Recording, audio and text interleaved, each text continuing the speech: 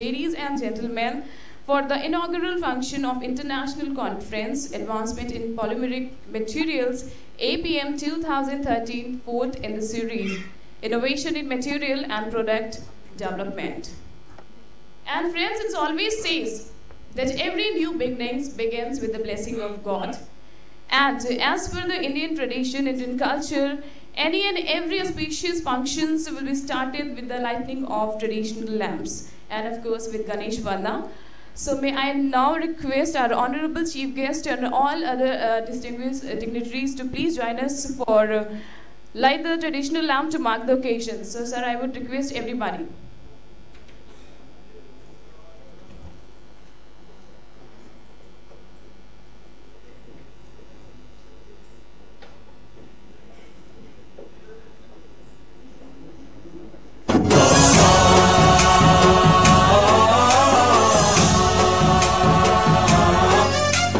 गणनायकाय गणदैवताय गणाध्यक्षाय धीमहि गुणशरीराय गुणमण्डिताय गुणेशानाय धीमहि गुणातीताय गुणाधीशाय गुणप्रविष्टाय धीमहि एकदन्ताय वक्रतुण्डाय गौरीतनयाय धीमहि गजेशानाय भालचन्द्राय श्रीगणेशाय धीमहि एकदन्ताय वक्रतुण्डाय गौरीतनयाय धीमहि गजेशानाय भालचन्द्राय श्रीगणेशाय धीमहि. Thank you so much once again. And now I request all our distinguished dignitaries to please come on the dais and take your respective places.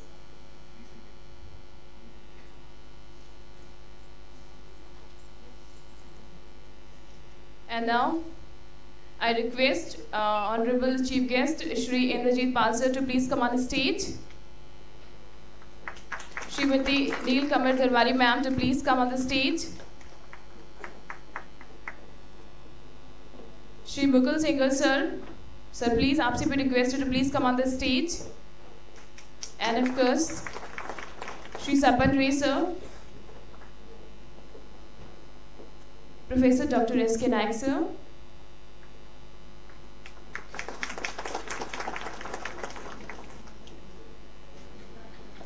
and Professor Vijay Kumar sir. So please aapse bhi requested to please come on the stage. Thank you so much for joining us. And in this memorable functions, we are very much honored with the presence of Honorable Secretary to the Government of India, Department of Chemicals and Petrochemicals, and President of CPET Government Council, Shri Indrajit Palsar, IAS, as our chief guest. And may I now request Dr. Vijay Kumar, Professor and Head HLC, CPET Lucknow, to welcome the Honorable Chief Guest with a bouquet of flowers. Can we have some live music at the base?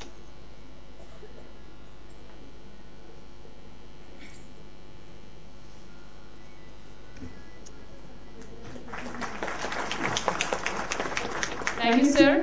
And now I request Professor Subhas, Head of CPET, Ahmedabad, to welcome Srimati Neel Kamar Darwari, IAS, Joint Secretary, PC, Departments of Chemical and Petrochemical, Government of India, with a bouquet of flowers. In the meantime, I request everybody to kindly put your hands all together. Thank you, ma'am. Thank you, sir. May I now request Professor Palaniveru, Head CPET Chennai, to welcome Shri Mukul Singhal, IAS, Principal Secretary, SSI and Export Promotion, Government of UP, with a bouquet of flowers.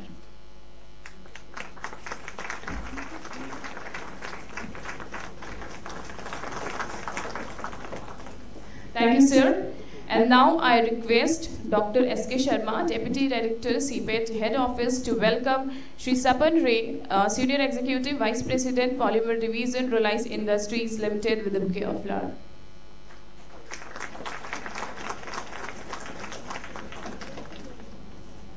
And last but not the least, now request Dr. T. O. Varghese, Head of Central for Biopolymer Science and Technology, Unit of CPET at Cochin, to welcome Professor Dr. S.K. Naik sir, Director General CPET, with a bouquet of flowers.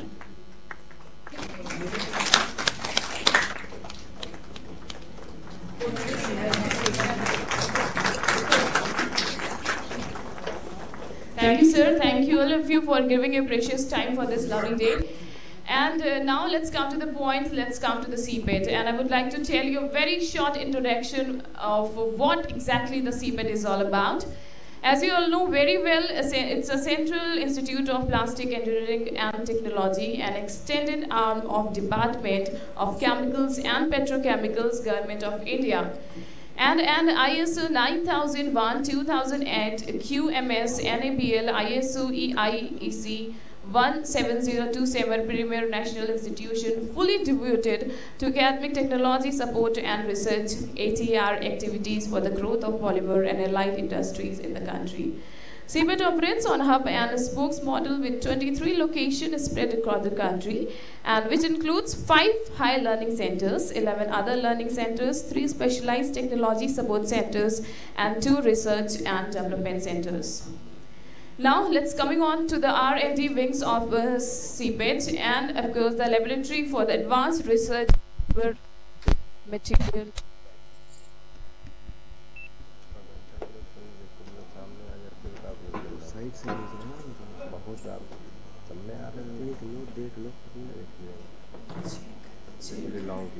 Alright, nevertheless, it's all about कि बड़े-बड़े शहरों में छोटी-छोटी बातें तो होती रहती हैं. It's just a technical error.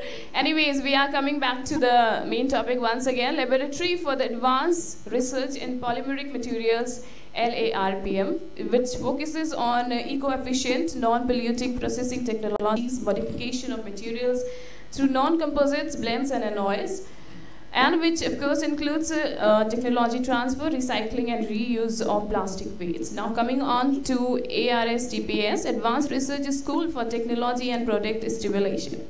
Offers high-end solution for complex and critical engineering problems and focuses on design and development of plastics products through CAD, CAM, CAE, rapid prototyping, reserve engineering, etc. And now, even again, I would like to thank all our dignitaries for giving their precious time. And now we are coming up to the welcome address.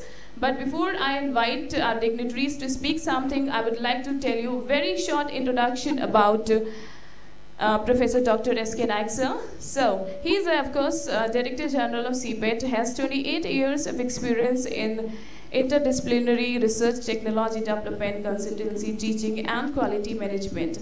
He is extensively engaged in research activities with more than 150 referred publications in leading international journals, patents, and registered designs. Also, he has authored and edited 10 books, chapters in the field of polymer science and engineering. He is the editor-in-chief of International Journal of Plastic Technology, a Springfield, USA publication. And now I request her to please deliver the welcome address. In the meantime, I would request you all to kindly put your hands all together for him. Come on. Thank you so much. And here we go with.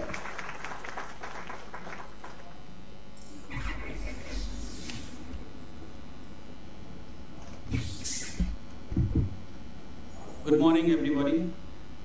Respected Chief Guest of today's function, Sri Indrajit Pal Ji, Secretary to the Government of India, Department of Chemicals and Petrochemicals, and President, CPET Governing Council. Respected Srimati Nilkamal Darbari, Joint Secretary, Petrochemicals, Department of Chemicals and Petrochemicals, Government of India. Respected Sri Mukul Singhal, Principal Secretary, SSI and Export Promotion, Government of Uttar Pradesh. Sri Sapan Rai Ji, Senior Executive Vice President, Reliance Industry. Distinguished invitees, scientists from India and abroad, delegates, press, media, ladies and gentlemen. With profound pleasure and privilege, I, on behalf of Team CPET and personal behalf, welcome our respected chief guest of today's function.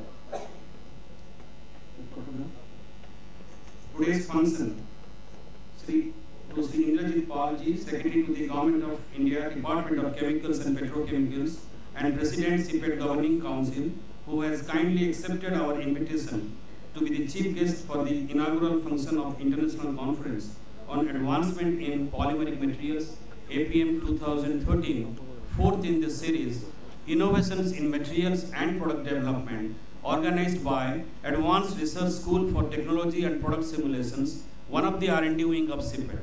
Sir, your kind gesture in accepting our invitation, irrespective of your hectic schedule, is a great encouragement and motivation for all of us. With kind patronage and support of CPET is organizing APM series since 2010, an intellectual gathering and mega event successfully. Sir, with all your blessings and proactive support, CPET has been spreading its innovative, intellectual and research capabilities with the global community. This fourth series of APM 2013 is the fruit of all your guidance and suggestions. We once again, from the core of our heart, heartily welcome you this August occasion.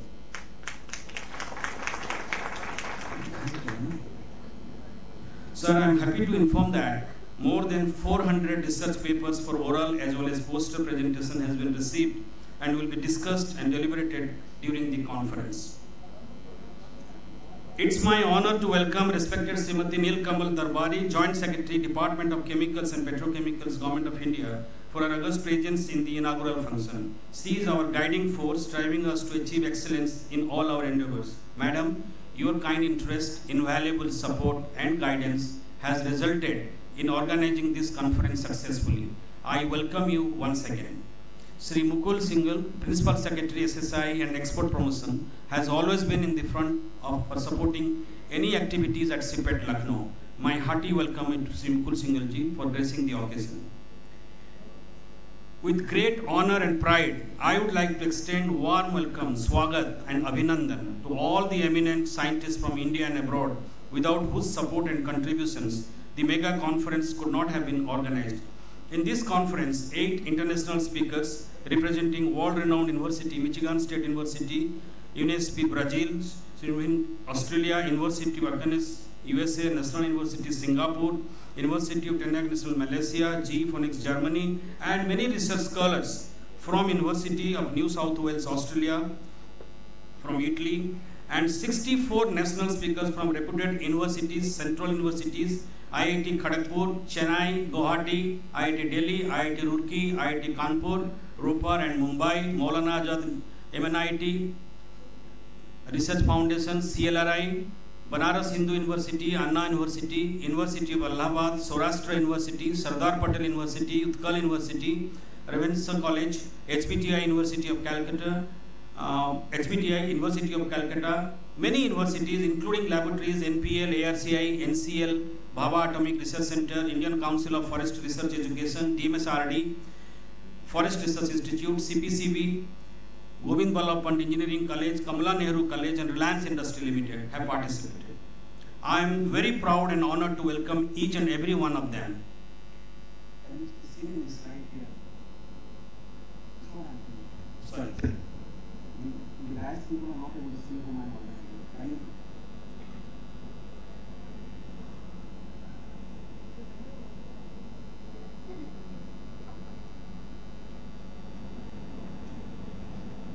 ठीक है उसको बड़ा कर दीजिए हटा दीजिए centres को remove कर दीजिए I am very proud and honored to welcome each and every one of them. To start with, Professor Ramani Narayan, Michigan State University, USA. If he is there, could you stand and just...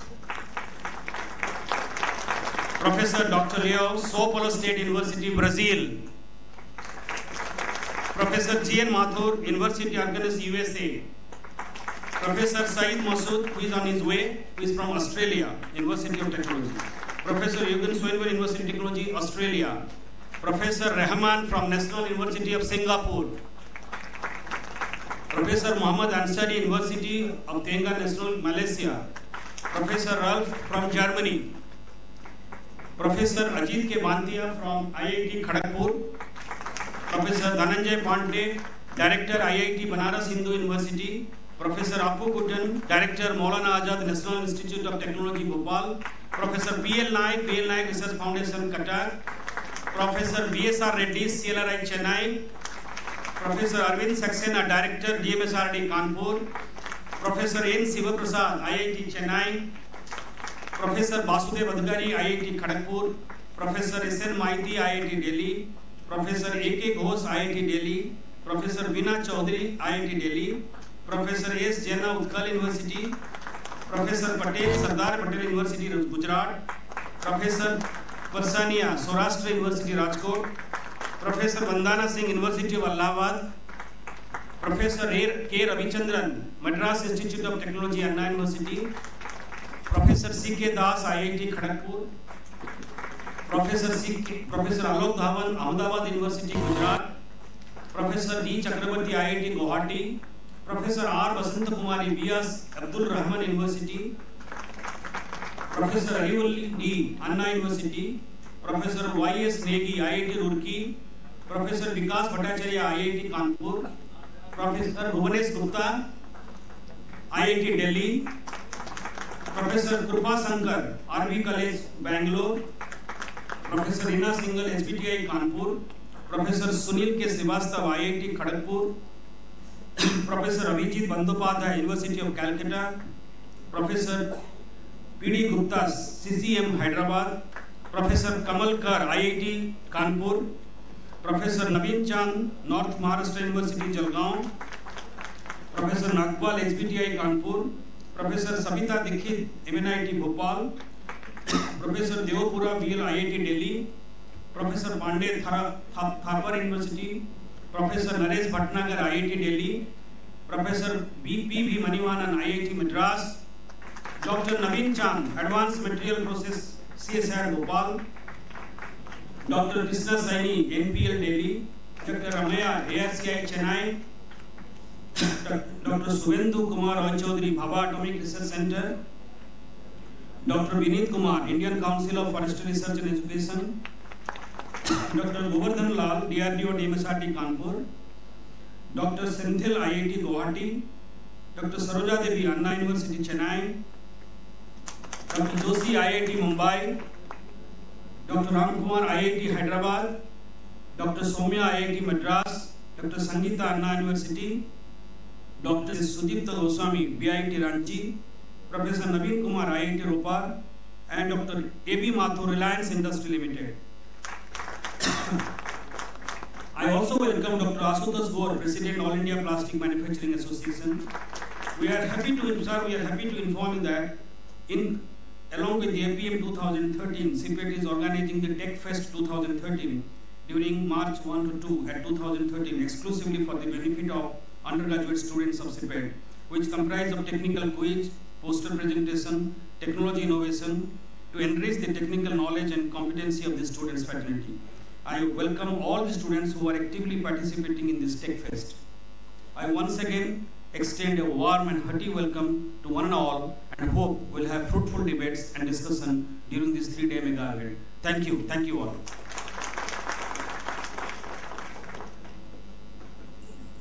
Thank you, sir. And now, before I request Shri Mukul Singh sir to say something, I would like to tell you something about him.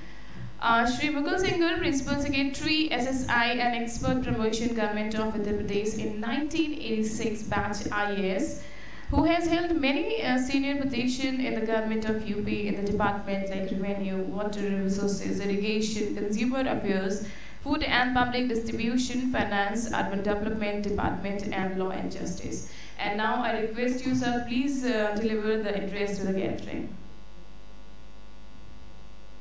Can we have a big round of applause for him? Thank you.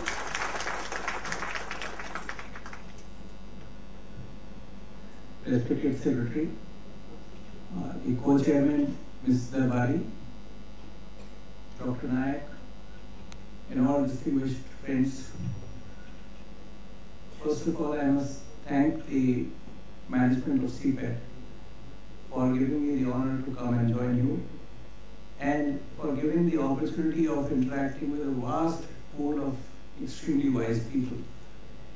I am really thankful to be part of a gathering which collectively would account for one of the highest IQs in plastic industry in the world.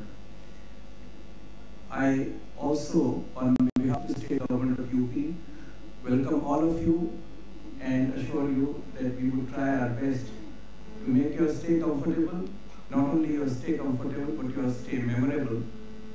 And make this event as good as possible for all of you.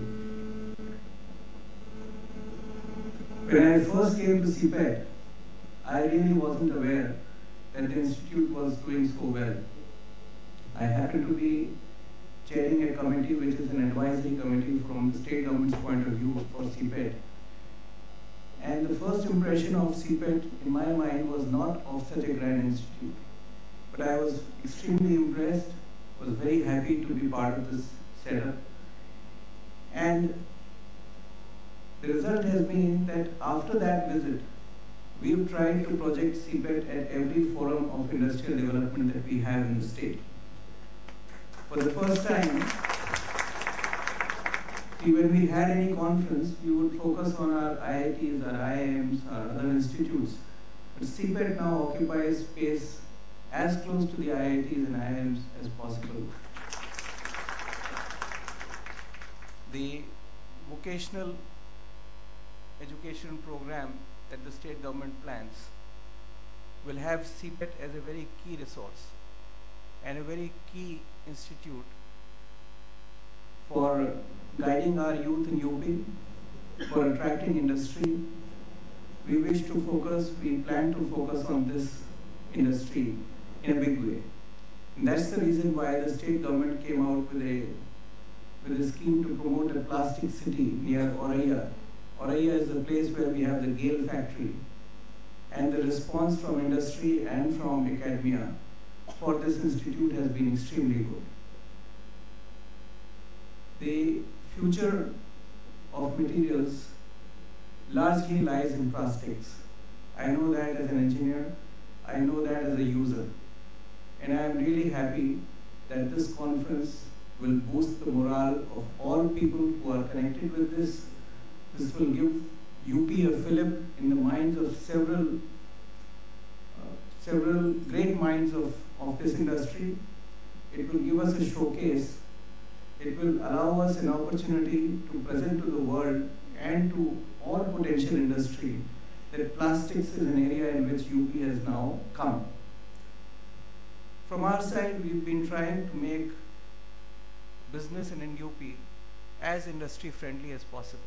And the first small step that we took was of automizing the registration of Memorandum Part 1 and Memorandum Part 2, which is an essential registration requirement for all small-scale industries. I am proud to tell you that UP is perhaps the first state in the country where this is completely automatic.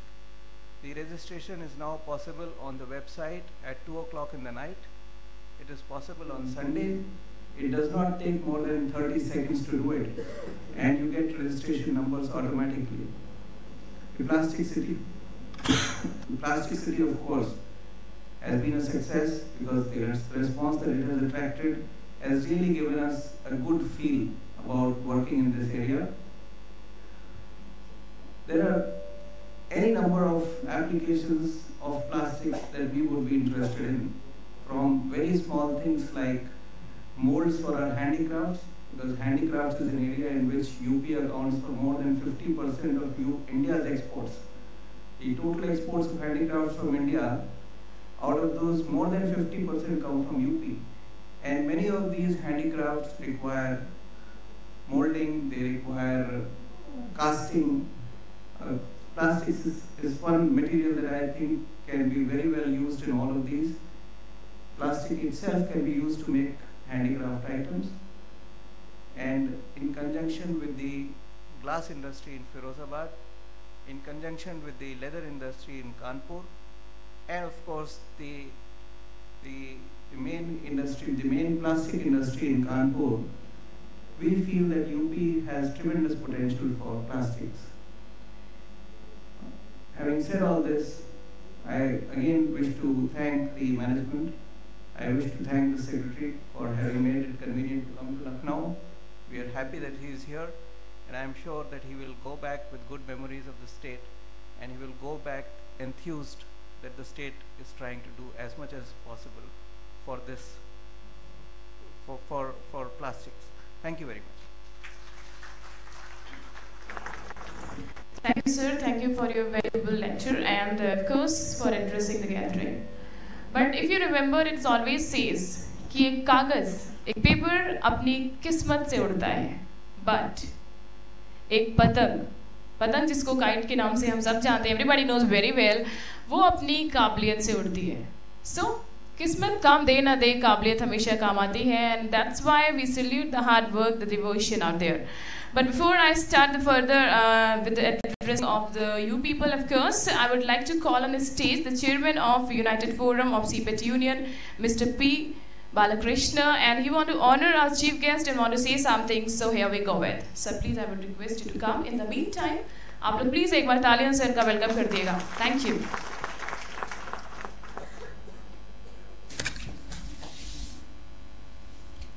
Good morning, everybody.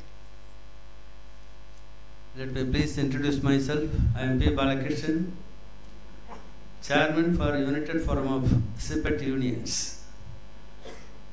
I have come here only to garland our chief guest. Our dignitaries, I would like to tell you this is CPET Unions United Forum is the consolidated workforce consisting of the employees union in the name of All India CPET Employees Union. Representing the officers, it is All India CPET Officers Association, and there is also All India CPET SC ST Employees Welfare Association. So this United Forum of CPET Unions represents the entire workforce of CPET all over the country. And we have the honor today to have amidst us our Honorable Secretary to the Government, Mr. Indrajit Pal IAS. And he has been our motivating factor. The entire workforce of CPET is very much thankful to him that he has been kind enough to present himself today in our midst. And we have our traditional supporter, Mrs. Nilkamal Darbari IAS, who has been very much helpful. Without her help, I don't think our CPET would have gone and grown to such an extent, and where we are able to find everywhere excellent activities going on all through the country. And very recently, before me, Mr. Mukul Singhal IAS has spoken. He is a state government officer from the state of Uttar Pradesh. He has been in high praise for CPET, and he also said that he has never dreamt that CPET would grow something like that. I was also telling our leaders here that it has become a land of El Dorado. It is a land of gold and silver. To such an extent, all our dignitaries have made this a great occasion. And also we have amidst us today our learned professor, Dr. S.K. Nayak, who is primarily responsible for all the activities that are going on all through the country in all the centers of CPET. And also we have Mr. Vijay Kumar here, who has taken a lot of pains to hold this function for all the staff and others. On behalf of CPET, all this United Forum of CPET Union, I thank everyone, and I would also like to garland our leaders. First of all, I would like to request Mr. Bande to garland our chief guest of this occasion, who has been instrumental for every one of us, Mr. Indrajit Pal. Please come and garland.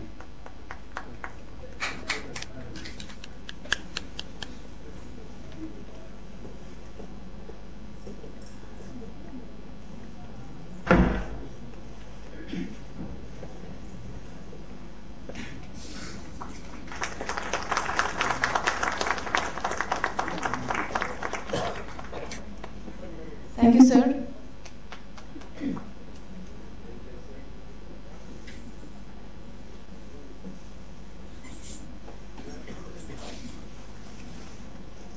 Thank you so much. And now I request Mr. Ramayan Prasad, Secretary Union CPET Lucknow, to please honor and welcome Mrs. Nilkamal Darbari ma'am.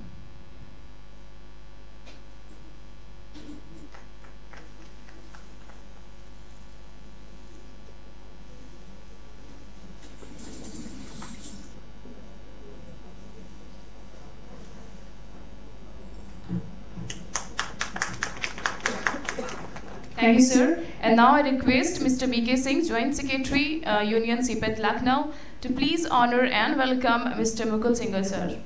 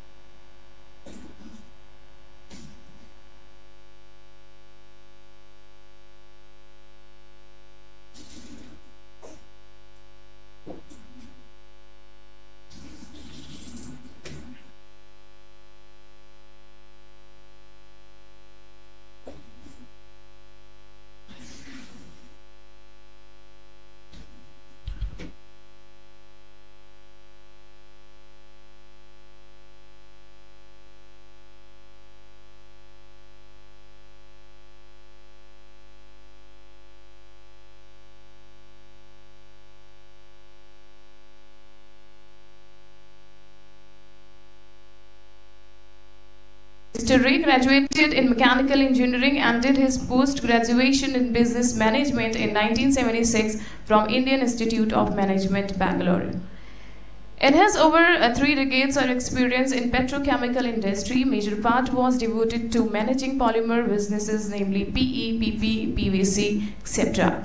Mr. Ray was associated with the prospective planning for petrochemicals as a member of the group formed by the Government of India. He is the editorial advisor to the Economic Times Polymers, the B2B Trade magazine under the group, chairman of Trade Committee of Indian Chemical Council, chairman of the governing body, Indian Institute of Packaging, and members of the governing body in Plex Council, the Plastic Export Promotion Council. And now it's a great honor for me to request him to please address the gathering. Professor, so even, can we have some clapping? Mr. S.K. Ray, sir.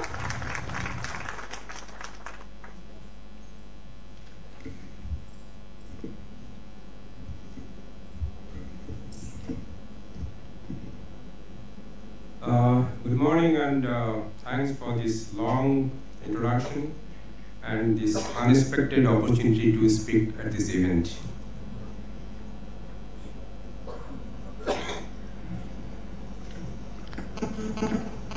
Respected Sri Indrajit Pal, Secretary, Department of Chemicals and Petrochemicals. Respected Madam Nilkamal Darbari, Joint Secretary, Petrochemicals and Chemicals and Petrochemicals. Sri Mukul Singh, Principal Secretary, SSI and Export Promotion, Government of Uttar Pradesh. Professor Naik, Professor Vijay Kumar, distinguished guests, ladies and gentlemen. It's indeed a pleasure and more an honor for me to be here this morning on this occasion. I was picking up the thread from what Mr. Mukul Singh said this morning, and he said, future of materials in plastics. That reminded me of the movie The Graduate, where some of us who have seen the movie still remember Dustin Hoffman's dialogue saying, "Son, the future is in plastics." So from 70, as we have come 40 years down the road, I hear the same voice, and I was delighted to hear that. I believe technology is a great enabler for growth and development. Access to technology and ownership of it gives the power to improve quality of life. It's also true that if you don't handle technology well, it also creates tremendous amount of inequality. So it's important that we disseminate technology, we disseminate knowledge, and we promote an inclusive growth institute like CPET does exactly that for our industry, and I compliment the institute for that. This event is an example of that commitment, and as I said, I'm extremely delighted to be here and be part of this event. I wish the event all success and all of you a very fruitful stay and deliberations. Thank you very much. Thank you, sir. And now, once again, I would request everybody to please kindly put your cell on a silent mode or kindly switch it off. Please.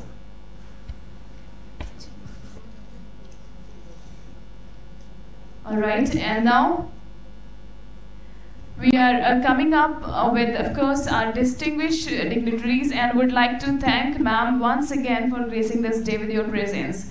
And now I would like to tell you something about Mrs. Neelkamal Darwani.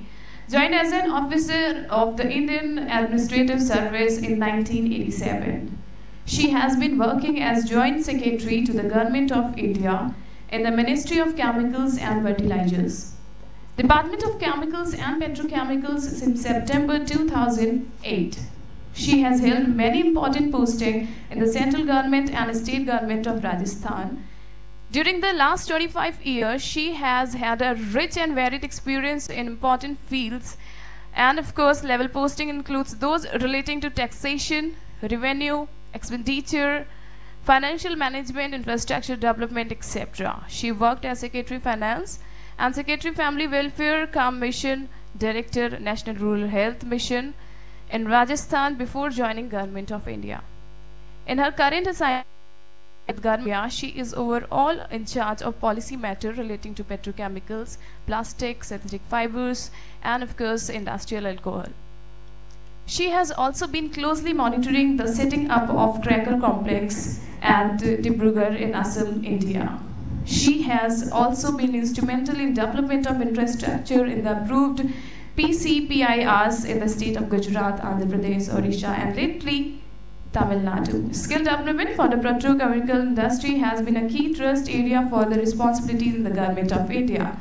Mrs. Neelkamal Darwani ma'am has excelled with distinction while doing her MBA from University of Southern Class, NSW, Australia, and she has an MPhil degree in Social Science from the Indian Institute of Public Administration, Punjab University. And now it's a great honor for me to please request ma'am to say and of course address the gathering. Can we have a huge round of applause for her?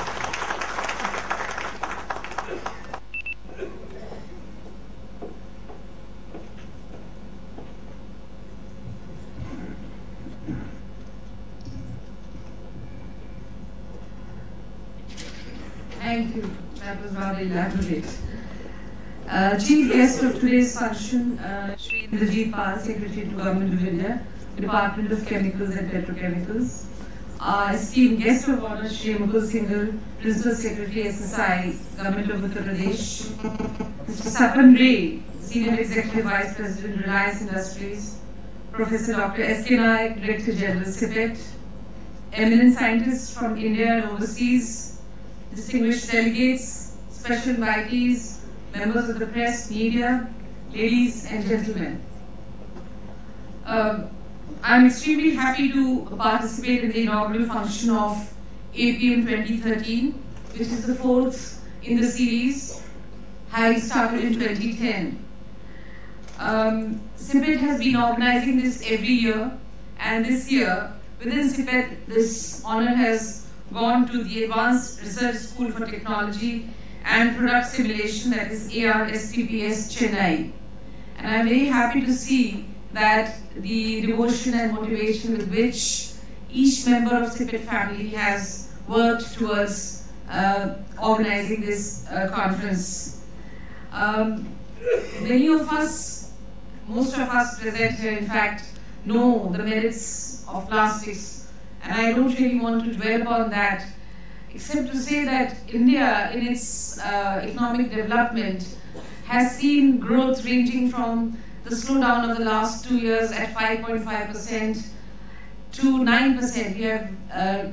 We were very optimistic that we would touch a double-digit figure of growth 2-3 years back, but somehow the global recessionary tendencies did not spare India at that stage, and we have had a bit of a slowdown. Even so, the 5.5% growth is not so small compared to what other parts of the world have been facing.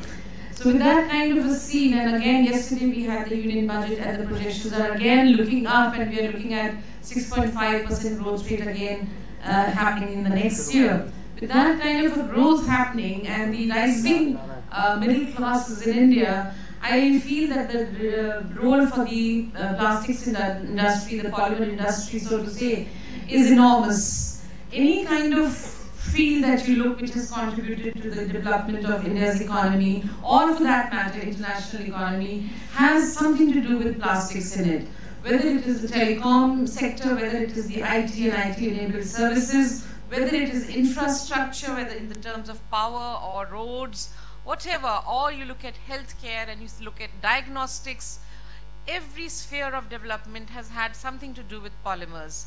And last but not the least, at least in the case of India, because we remain a largely agrarian economy, the role of the polymer sciences, technologies, materials and products in improving our agriculture productivity cannot be undermined. We feel that India has a lot of ground to cover so far as agriculture is concerned, and its contribution to the GDP of the nation is not as much as it should be in terms of the, if you look at the ratios, as 70% of the economy is dependent on agriculture, but their contribution to the GDP is less than 30%, less than 25% actually. So that is a bit of an imbalance which needs to be corrected, and I see a great role for the plastics industry in improving the productivity of the agricultural sector in India. We have been working with some of the states in addressing this issue, whether it is in terms of water conservation or improved practices or sprinkler systems or drip irrigation. Better utilization of water resources is actually a key to improving the productivity of the agricultural sector in India. And I see that this kind of conference, this kind of seminars, and specifically engineered towards product development or material development has to improve, has to go on. And this sharing of knowledge, this platform, this kind of a conference or seminar provides for development of knowledge, for sharing of knowledge, is also a very big contributor to development of any kind. CIPET is an institution which has been around since 1968, and it has been performing its role in the development of this plastics industry. When it started, I think the consumption of plastics in India was less than 1 kg per head, per capita. But today we have reached 8 kgs per capita, which is again a very small per capita consumption figure as compared to the rest of the world, at 25-27 kgs. And if you look at the developed countries, it is as high as 100 kgs per capita. So we have, because it's a material of choice for very many activities in today's India. For example, with the rising middle class and a very, very robust young India, the utilization, the capacities of the plastics industry are stretched, and there is opportunity for everyone for investment, for innovation, for research and development, for sharing of knowledge to push this sector into the next phase of growth. As India gets more and more urbanized, as it has 50% of the population below the age of 25, it provides a great opportunity, and I think the scientific community which is gathered here sees that opportunity. And CIPET particularly, I think it has 4 centers of high learning now, and all of them are now involved in research and development. Other than giving technical degrees, BTech and MTech, they are into this sphere, and I see how closely they work with the industry to meet the unmet needs of the economy and the population. So this kind of a forum in terms of APM that they have started brings together the scientific community from across the world, from across India, and it provides the right kind of space for people to continue to innovate and share knowledge for the betterment of the economy, of the population, for the industrial growth of the country. So I will not dwell upon these aspects anymore, except that I wish every one of you who has come, and 400 papers are going to be read in this conference over the next 2-3 days.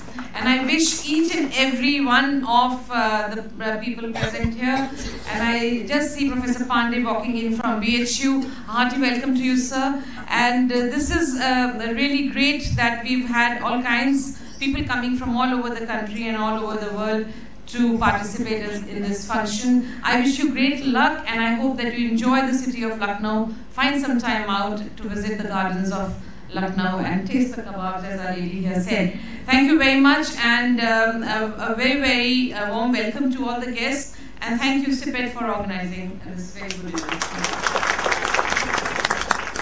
Thank you, ma'am, for delighting the occasion with your precious address. And now, before I move further, I would request our honorable chief guest to release the conference proceedings. So I request the lady to please get that proceeding. Yeah, please.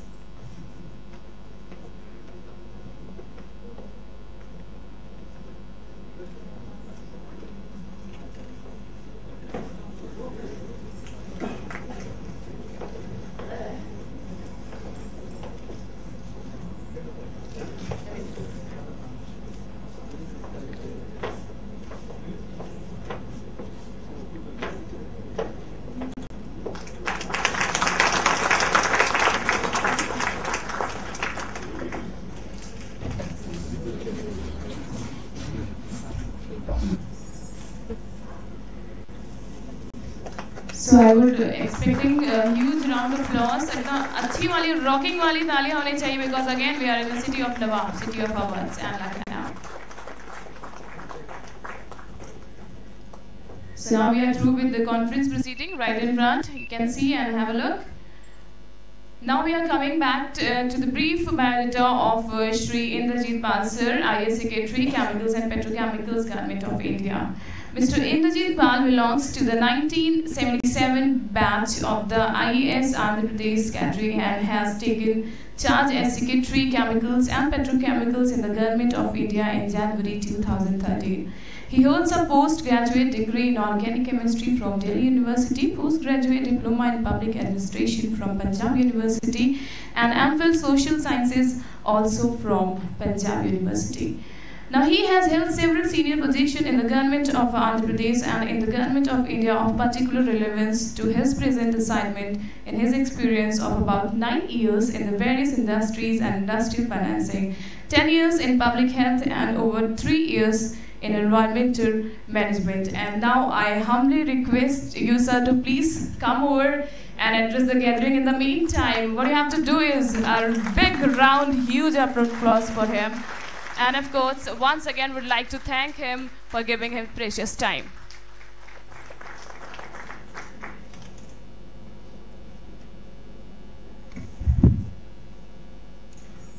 Guest of honor on the dais, Mrs. Neelkamal Darbari, Mr. Mukul Singhal, Dr. Naik, Dr. Vijay Kumar, Dr. Ray, distinguished delegates from India and abroad, special invitees, the representatives of the press, both print and electronic, ladies and gentlemen, last but not least, the faculty of CIPET Lucknow and the students of CIPET Lucknow, also the faculty and students of the other CIPET centers who are with us virtually via video link. Good morning to all of you. On behalf of CIPET, as the President of the Governing Council, I am delighted and honored to welcome all of you to this 4th International Conference on Advancement of Polymeric Materials 2013 and to the historic city of Lucknow. Especially I welcome the delegates who have come from other countries, from overseas, traveling a long distance. And as I take this podium, I must mention that I am humbled by the impressive galaxy of qualifications and the amount of brain power and the long list that Dr. Naik read out. I'm really impressed and really humbled by the presence of the distinguished delegates. Over the next 3 days, ladies and gentlemen, You will be intensely involved in these sessions that would follow. But apart from being involved in the academic work and the research and the discussion of research, I do hope that you will also take some time out to see the historic city, to enjoy the city and its gracious and genteel culture, and of course the kebabs which the young lady just mentioned. Distinguished guests, today's multidimensional polymer industry and its downstream industry call for a close partnership between those engaged in research and development with the industry per se. We expect that this conference will bring together the academia, research institutions, individuals engaged in research, the industry, and make possible the highest possible level of cooperation between the individuals, the organizations, and the countries, and also enable the evolution of beneficial and cutting-edge solutions, which can only be a win-win situation for all. Many of you are also active in the environment field, and you would be aware that plastics have been criticized because of the non-environment friendly nature, and much of the criticism is indeed valid. However, while criticizing plastics, we should also remember that plastics are, as Dr. Ray and others have said, are the material of the future, not only of the future, but of the present as well. They have permeated every aspect of human life, whether it's agriculture or building construction, communications, small and bulk packaging, education, medicine, transportation, defense, consumer durables. You can pick your choice. And of particular relevance is the fact that the plastics are now replacing the traditional metals and other materials, even in the high-end engineering applications. CIPET has been a leader in this field, and CIPET has been designing and shaping materials for extremely high-end applications, including space and atomic energy. As the President of the Governing Council, I am glad to inform you that CIPET has been going from strength to strength, particularly in the last plan period and this plan period. And for this, I congratulate Dr. S.K. Naik, his able leadership, the directors of the several centers, and the faculty, the employees who are represented here by Mr. Balakrishnan of the union, of the combined union. And without their support, obviously not happen. We do hope that under the able leadership of Dr. Naik and the cooperation of the faculty, the students, the workers, CIPET will go from strength to strength. An event of this magnitude which you are attending today would really not have been imaginable maybe 10 years back.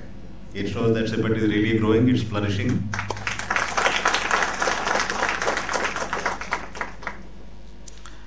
And to host an event of this magnitude and to be able to invite the cream of academia, very senior representatives of industry, technologists, associations, trade and industry associations, is an achievement in itself.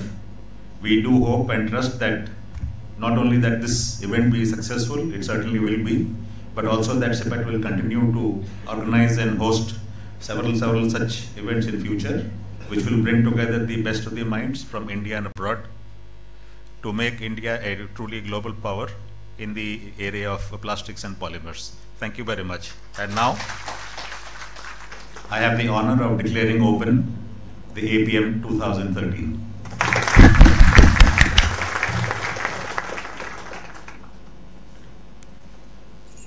Thank you, sir. Thank you for your encouragement. And now,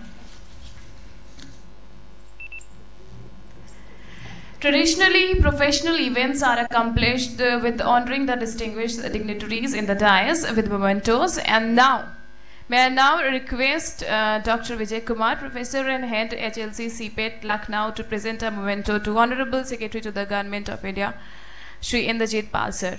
So can we have a nice wali clapping, please? Thank you. Thank you, sir. And now I request Professor Subhas, Head of CPET Ahmedabad, to present a memento to Srimati Neel Kamal Darwari, Ma'am, IAS, Joint Secretary, PC, Department of Chemicals and Petrochemicals, Government of India. Thank you. And now I request Professor Palani Veru, Head CPET Chennai, to present a memento to Shri Mukul Singh Sir, IAS Principal Secretary, SSI and Export Promotion, Government of India. And now I humbly request Dr. S.K. Sharma Sir, Deputy Director, CPET Lucknow, Head Office, to present a memento to Shri Sapan Rai, Senior Executive Vice President, Polymer Division, Reliance Industries Limited. Thank you so much. And now last but not the least, I would request Dr. T. O. Varghese, Head of Center for Biopolymer Science and Technology, Unit of CPET at Cochin, to present a memento to Professor Dr. S.K. Nayak Sir, Director General of CPET.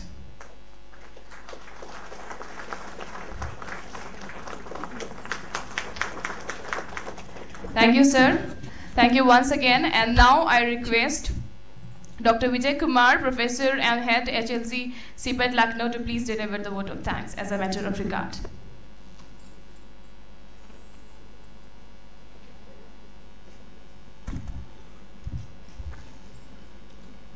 Respected Chief Guest of today's function, Shri Indrajit Pal Ji, Secretary to the Government of India, Department of Chemicals and Petrochemicals and President CPET Governing Council, Srimati Neel Kamal Darbari Ji, Joint Secretary Petrochemicals, Department of Chemicals and Petrochemicals, Government of India, Shri Mukul Singhal Ji, Principal Secretary SSI and Export Promotion, Government of Uttar Pradesh, our beloved Professor Dr. S.K. Nayak, Shri Sapan Rai Ji, and distinguished and eminent scientists from USA, Australia, Brazil, Germany, Singapore, Malaysia, and our country, India.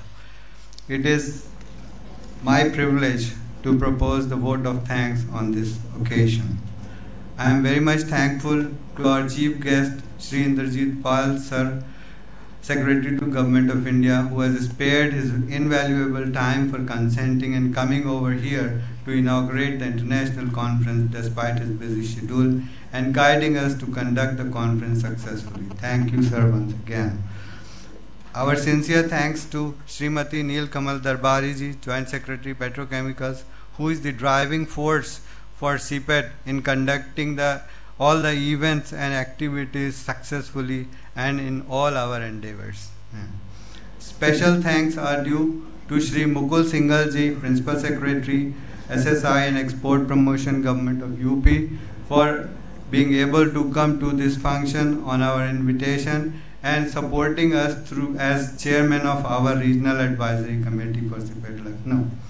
We are very thankful to Shri S.K. Rai Sir, Senior Executive Vice President from Reliance Industry, for taking trouble coming over to Lucknow and with his gracious presence on this function.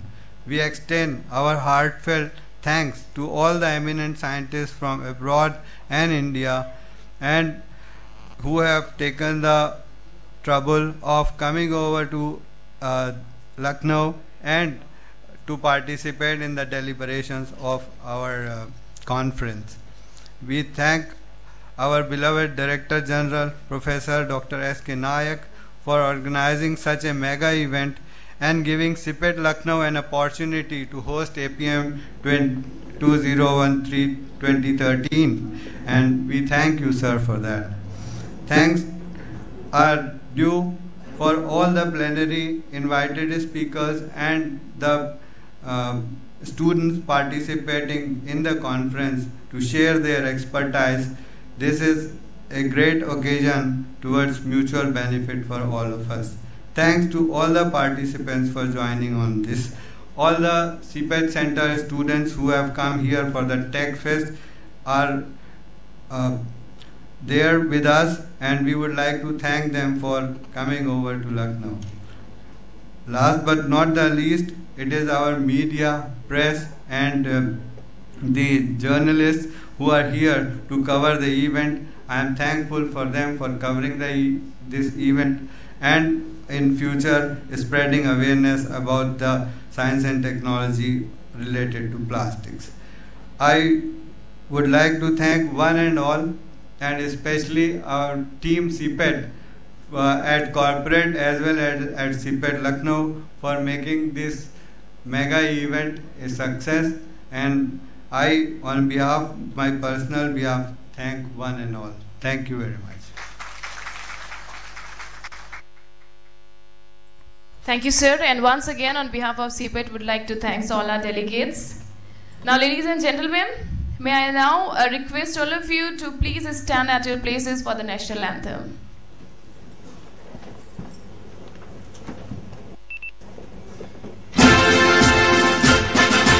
Jana Gana मन अधिनायक जय हे भारत भाग्य विधाता पंजाब सिंध गुजरात मराठा द्राविड़ उत्कल बंगा विंध्य हिमाचल यमुना गंगा उच्छल जलधि तरंगा तव शुभ नामे जागे तव शुभ आशीष मांगे गाहे तव जय गाथा जन गण मंगल दायक जय हे भारत भाग्य विधाता जय हे जय हे जय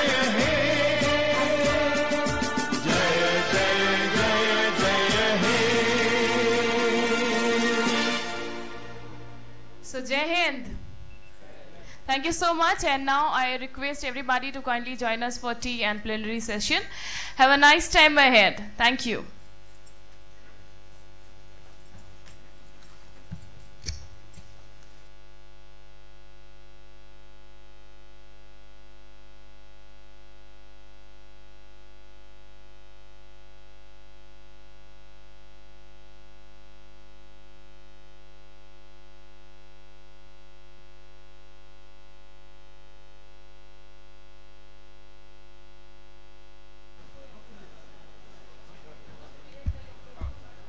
And we would be expecting you all to kindly join us after 15 minutes, because after that we will be starting with the plenary session. So just next 15 minutes for you all. Kindly enjoy yourself. Thank you. It's 10:15. That means 10:30 sharp we will be starting. So here we go ahead. Thank you.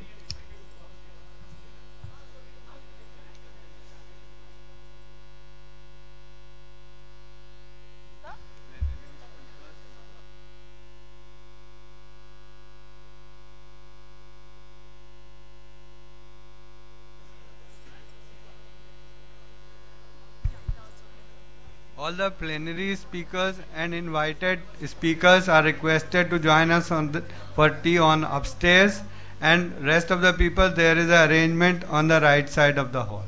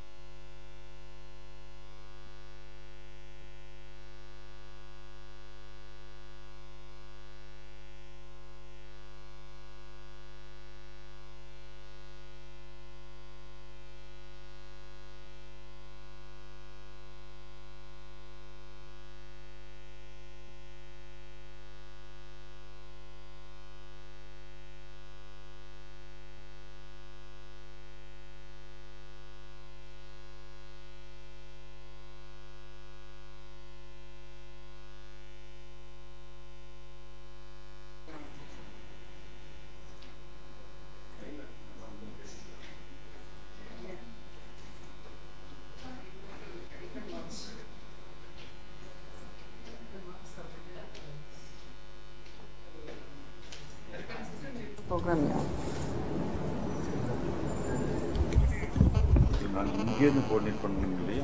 Okay, sir. Okay, sir.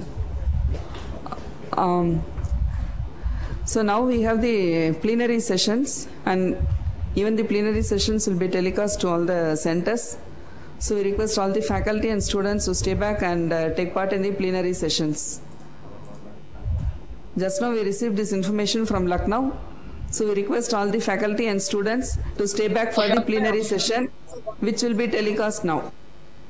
Please stay back. We request from all the centers, we request faculty and students to stay back for the plenary session. And tomorrow also there is a quiz program. For that also the students have to come. You will be receiving a mail soon. Please cooperate. भैया चाबी लगी, दरवाजा बंद कर दो ना, भूल जाएंगे। हाँ क्या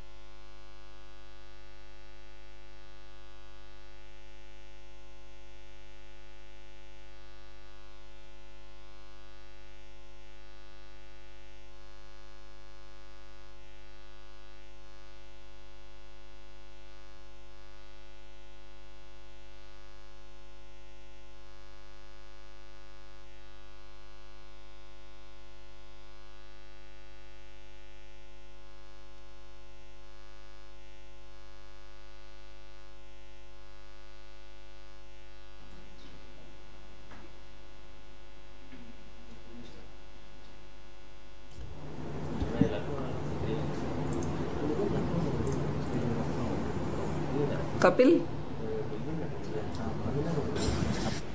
Yes, ma'am. You had some audience in the VC room? No, ma'am. Our staff, ma'am. Okay. All the audience have leave for the tea. Okay. Vijay? Ma'am, Vijay is in the auditorium. Okay. So you were there all the time in this room only? No, ma'am. I was in auditorium, and when the audience came for more audience came for watching the telecast, then I came here. Okay. So have you decided how to change the seating arrangement for tomorrow's quiz program? Yes, ma'am.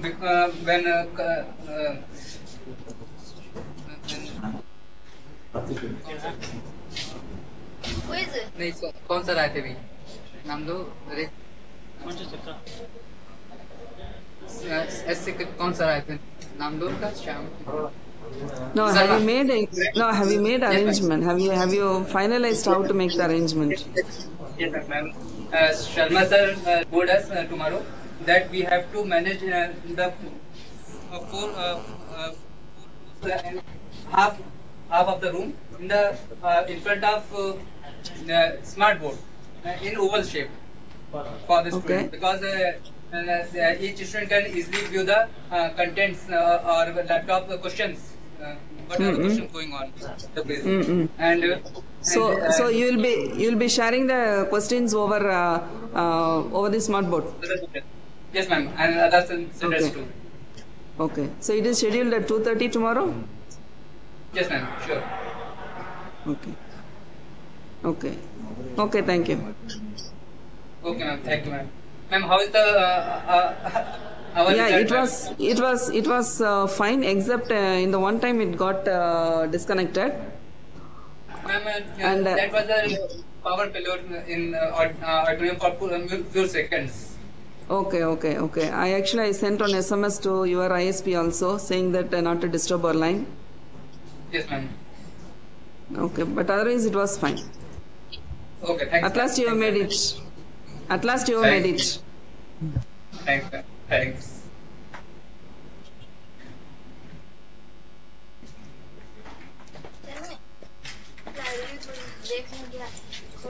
Happy.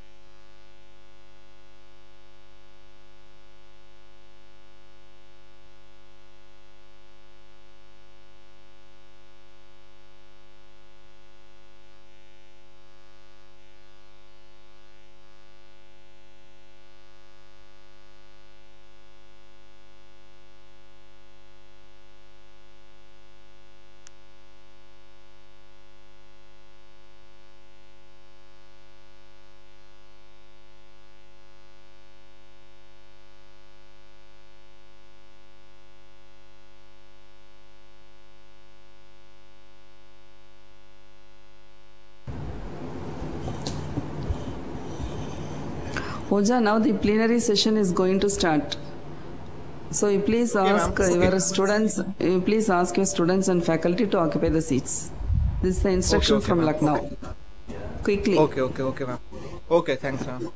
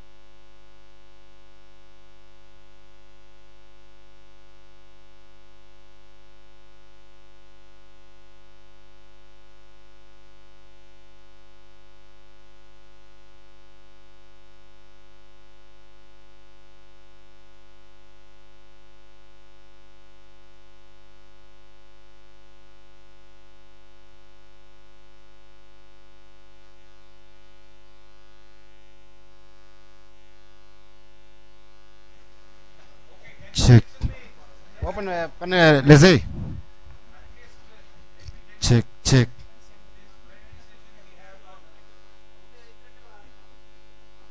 Hindi.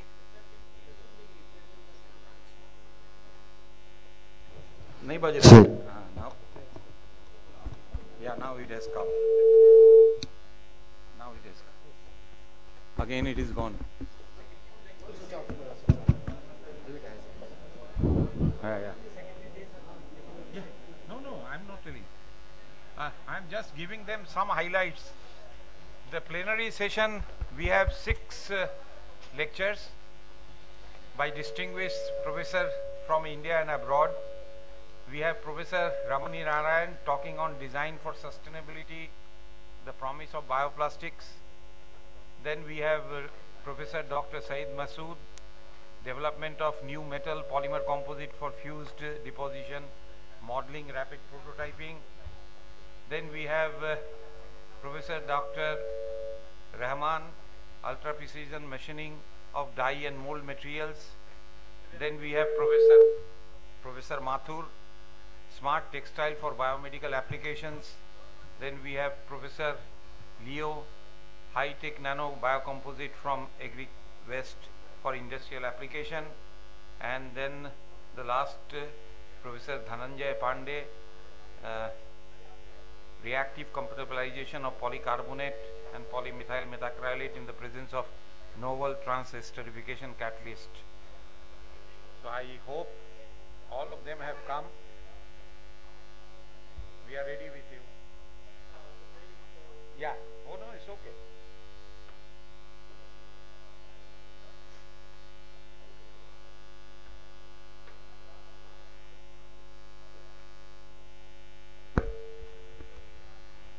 Yeah, it's okay.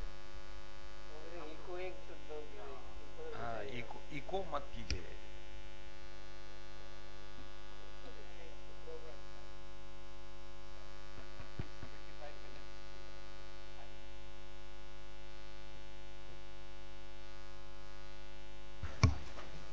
Check. Test.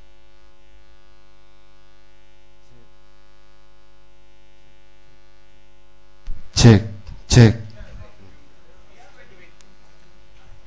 Test.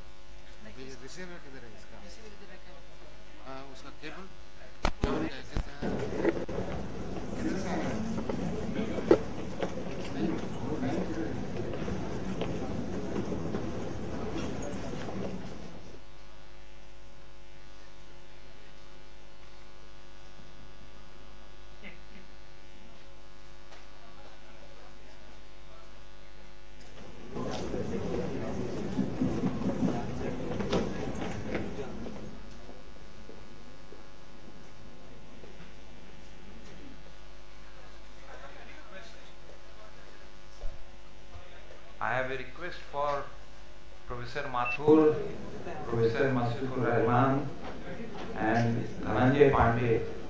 Can they give their pen drive for loading of the lectures if they have not done it?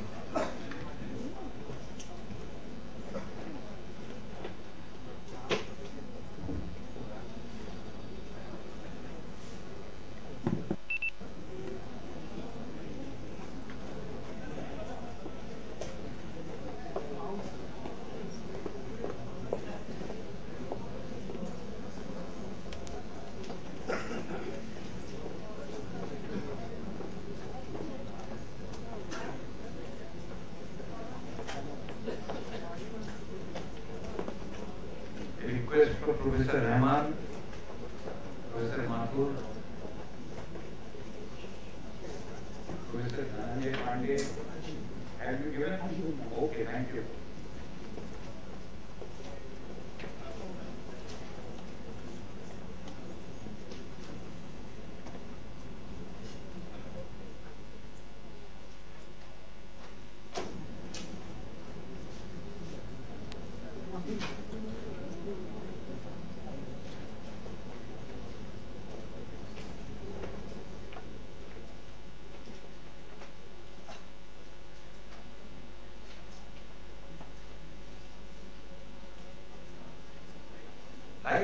please cut down the stage light. Nothing can be seen on board. Stage का ऊपर वाला light बंद कर दो है, ऊपर वाली light. हाँ,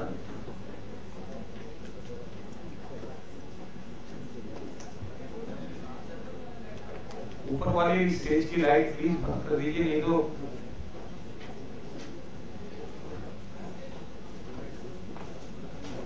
Good morning, once again. Myself, Deep Monker, and my senior officer, Deep Pantia, chairing this session.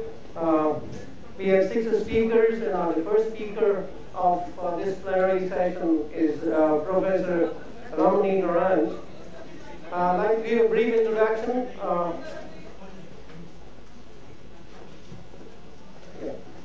Brief introduction for Professor Ramani Naran. Professor Naran is a university distinguished professor at Michigan State University in the Department of Chemical Engineering and Material Science. He has 140 referred publications, 25 patents, and edited 3 books in the area of bio-based and biodegradable polymeric materials. He serves as the scientific chair of Biodegradable Product Institute, BPI, North America, and director to the Society of Plastics Engineering, that is SPE. Bioplastics Special Interest Group. He served as board of directors of ASTM International, a premium international standard setting organization, and currently chairs the Committee of Environmentally Degradable Plastics and Bio-based Products. He serves as a U.S. technical expert to ISO TC61. I request Professor Ramani Narayan to deliver his talk, please.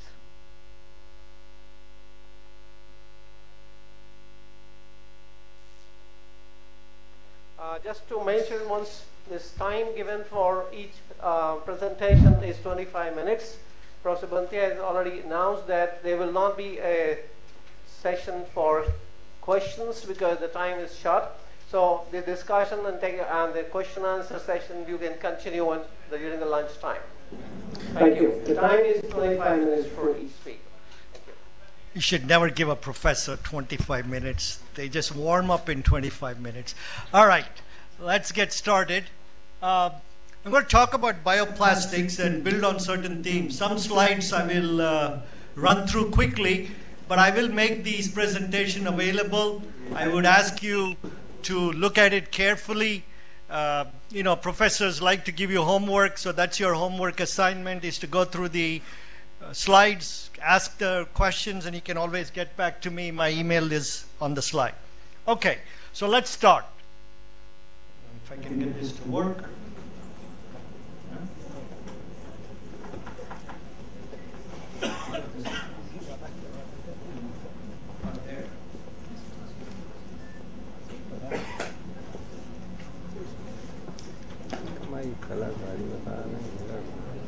Oh, got it working now.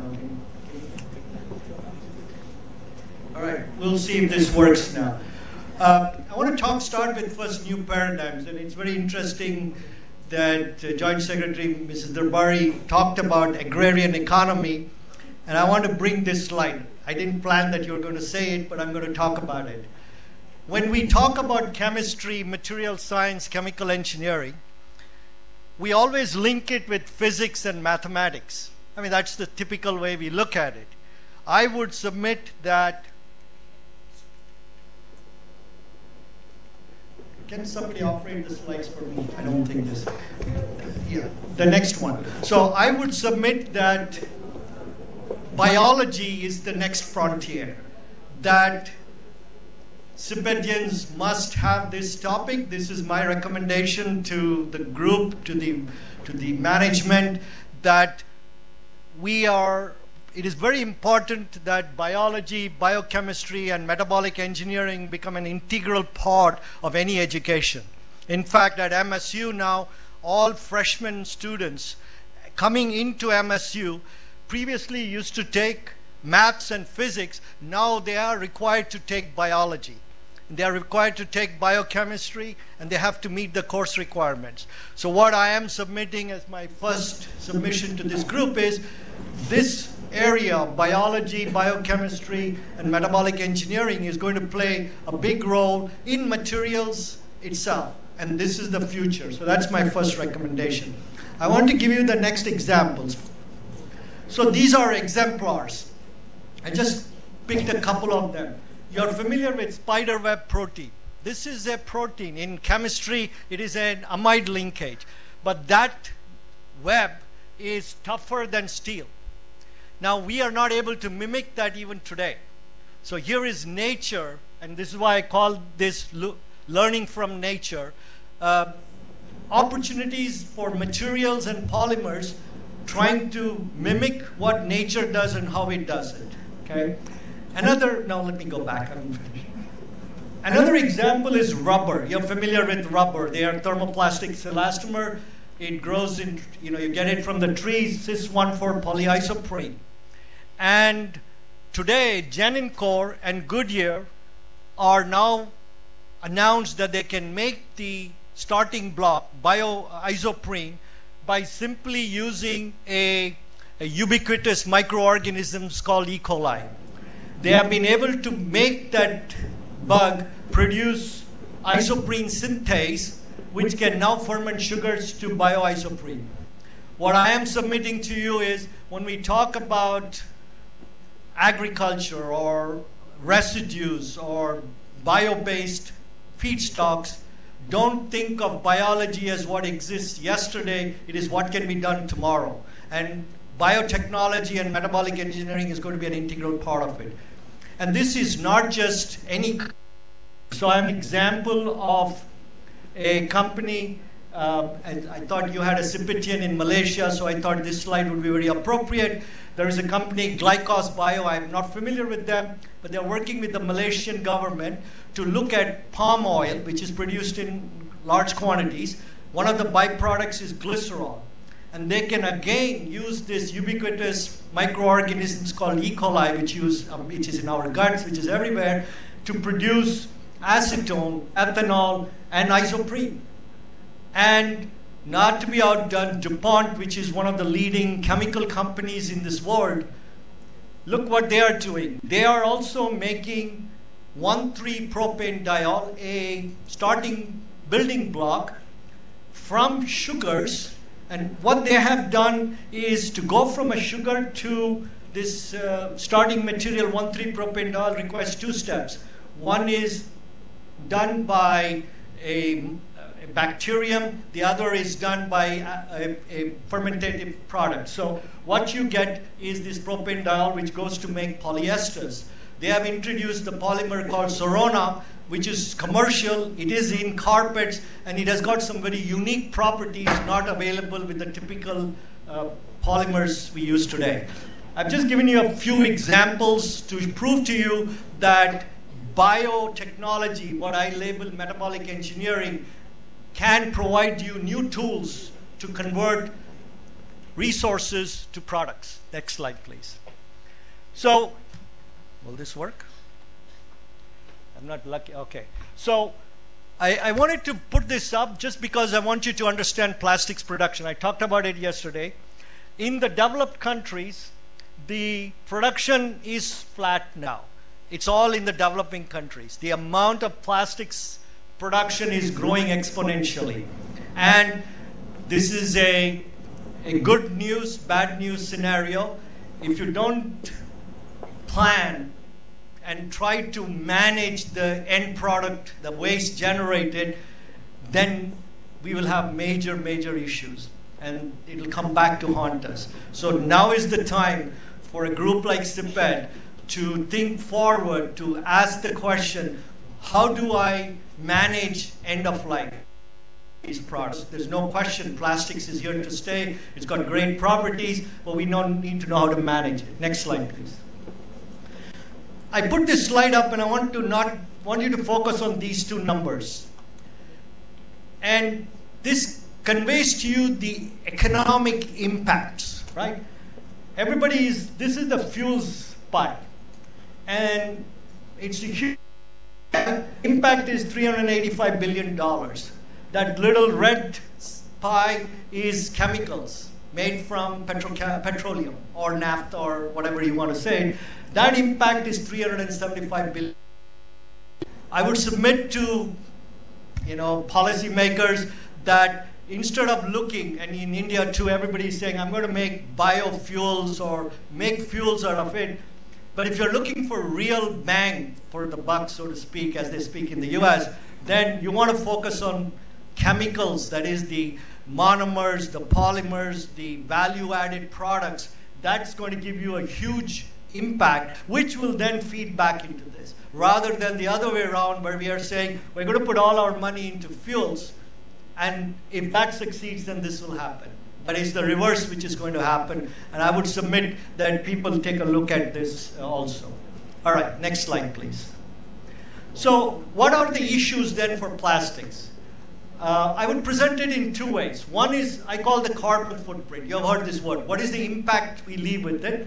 And this has got to do with the origins of the carbon in the product. Whether the product's carbon comes from plant biomass or a petroleum fossil resources, and the implications of what that selection is.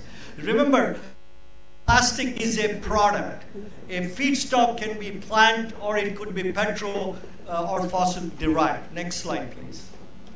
So here is my take-home message for you, that when we say that we want to use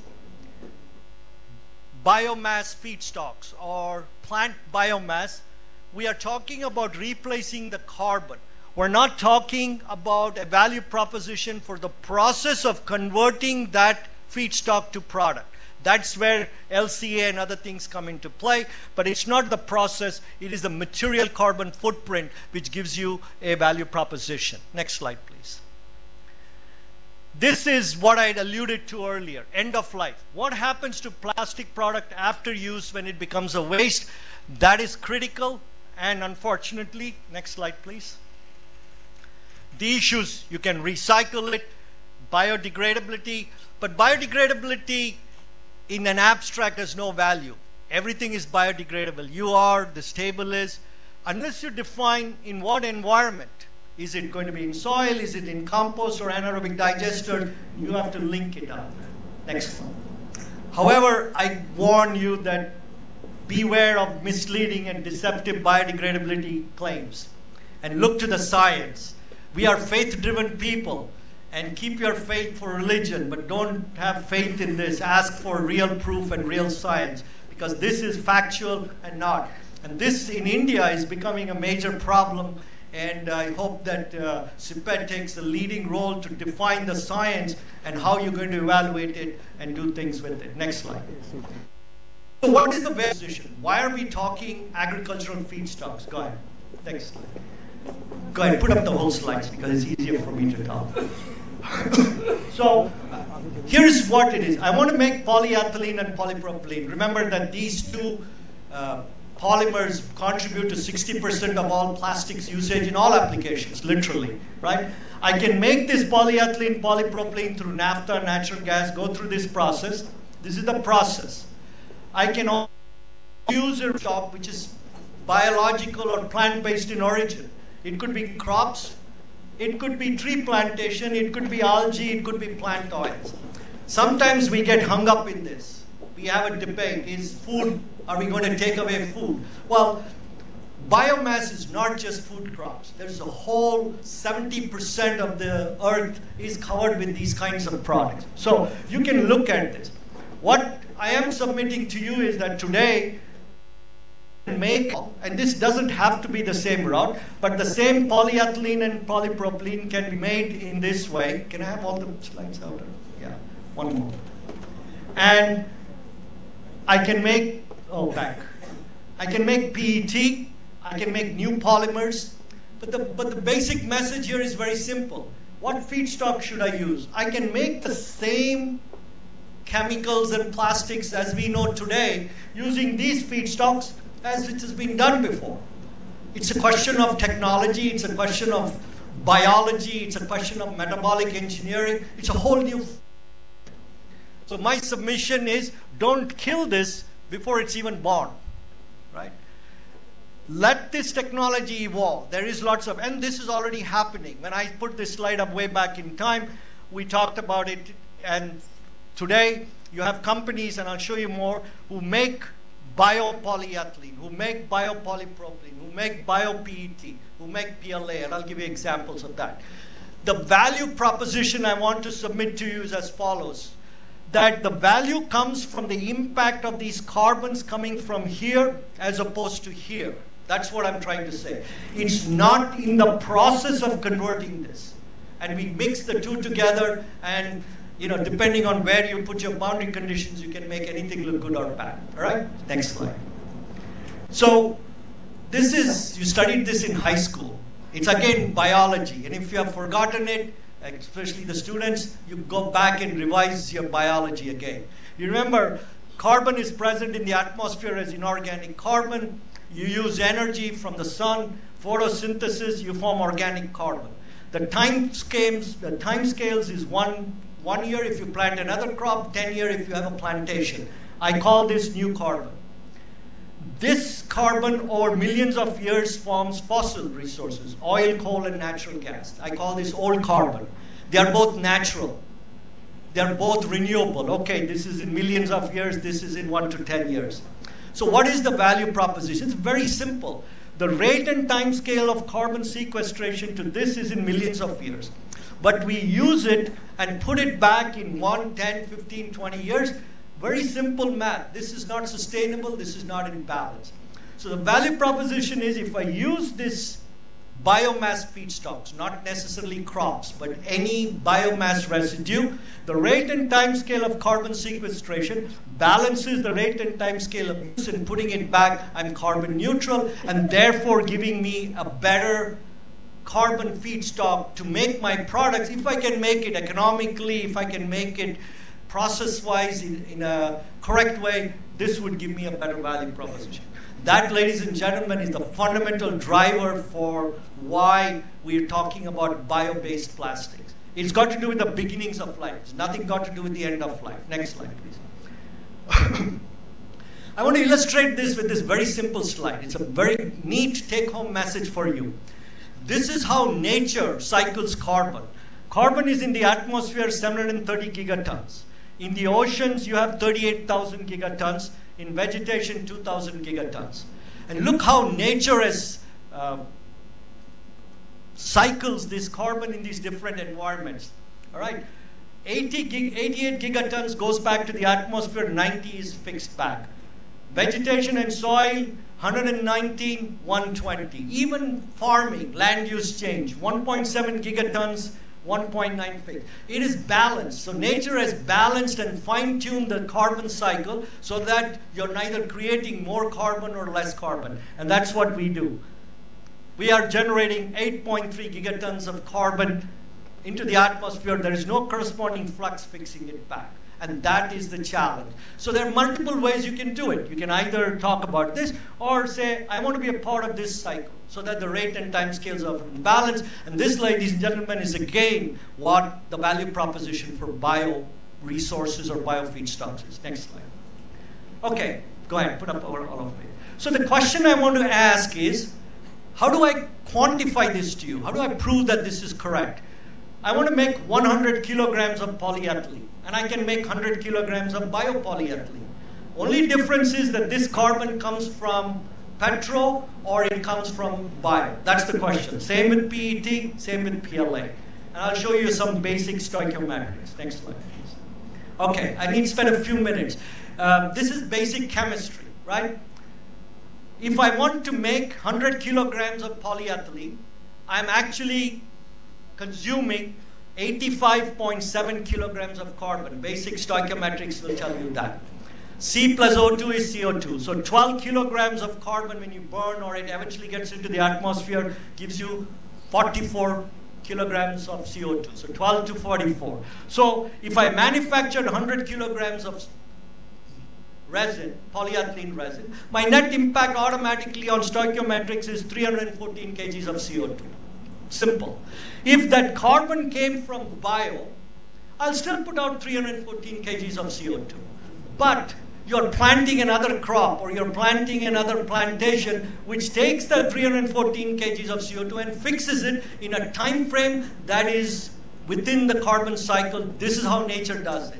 And therefore, I give you a zero material carbon footprint. So very simply, based on basic stoichiometrics, the use of petro feedstock to make polyethylene will give you an impact just on this carbon utilization, a 314 kg debt, an impact. If you use bio, it is zero. I'm talking only on the carbon, the process. Now people will argue, well, your process is more, it consumes more energy, lots of things.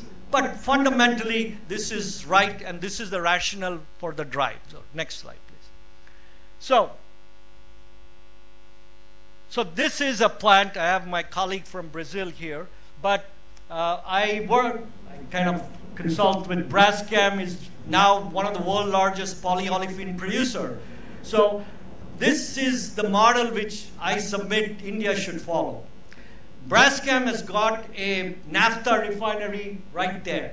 So they crack it, they take ethylene, they make polyethylene. They go to their farmers, the agrarian economy which the secretary talked about, additionally talked about. The sugarcane farmers will grow sugarcane, ferment it to ethanol. It is transported to this facility, and all they have done is invested in building a dehydration reactor, and they make ethylene out of it. They have a switch. When they want to make naphtha-based polyethylene, they use the other stream. When they want to make biopolyethylene, they switch it. They are now 140 kilotons manufacturing. They are now making biopolypropylene. This plant is up and running, right? And they are labeled it as green polyethylene. Here's a success story. Here's something which you can implement if you want it here. Next slide, please. I want to jump this slide, but when Braskem decided to do this, I remember in the board meetings, they wondered if anybody would even buy this, at a premium of 40% more than the regular polyethylene. This is always the debate. Price is everything.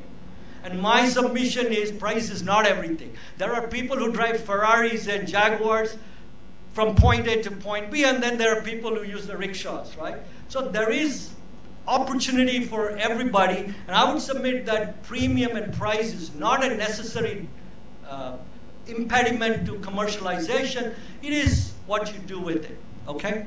So this is where, these are some of the products, these are some of the big companies, Coca-Cola, P&G, Johnson & Johnson, Danone, the French, they've all adopted biopolyethylene. That plant is sold out as far as Braskem is concerned, which was unthinkable when they started this. Next slide, please. This is a big success story. I serve on their plant model advisory, and I remember all the debates we had whether this is possible. It's a great company in terms of marketing. I mean, they market you sugar water, and you buy it worldwide. It's $1 billion company selling sugar water, right? So obviously, if they decide that this is a good proposition, it must be. So what have they done? They take, this is PET, this has got 10 carbons. Today, 2 of those 10 carbons come from a biofeedstock. That means the impact of this carbon on CO2 to the environment is 0. Remember the stoichiometrics I explained to you. This one is having an impact. Why don't they switch? Well, if somebody in the audience, then maybe CPET is the challenge. If you can make this out of any biomass feedstock, then you will be very rich and very famous and all the things which this is the holy grail right now to make this terephthalic acid from biomass feedstocks. Next one. What is the impact? Let me translate this basic stoichiometry. No, go back, you missed one. The impact is here. Today, 37.5 million tons PET used to make bottles. The number could be up or down. If I switch just 2 of those 10 carbons to bio, I get a 17.2 million ton CO2 savings, which if you translate it into layman's language, translates to 40 million barrels of oil per year savings. That's not Trump change. It's not going to solve the world's problem, but that is the step in the right direction. That is what the company is taking a leadership position in.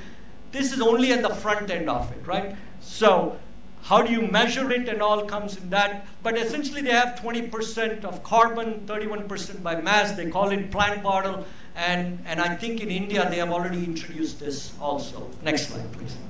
right? This is PLA. I won't go ahead and click all my slide. So you can make PLA. This is one of our contributions to this field. PLA used to be made for biomedical applications. It used to be sold for $1,000 a kilogram, right? We worked with Cargill, the largest agribusiness, and this paper and this thesis essentially reduced the price of PLA to $1 a kilogram. It was thought it was impossible. It tells you what engineering can do. It tells you what integration can do, all right? And that is the things which we don't count on when we argue on paper whether something is workable or not. This is a great example of success. Next slide. The process is very simple. You start the same photosynthetic, you grow your corn, in the case of US, sugar, ferment it, polymerize it, and you make your products, right? This is the PLA process. Next slide. And this is their 140,000 PLA plant, which is built and ready to go. Next slide. Here is my take-home message for you.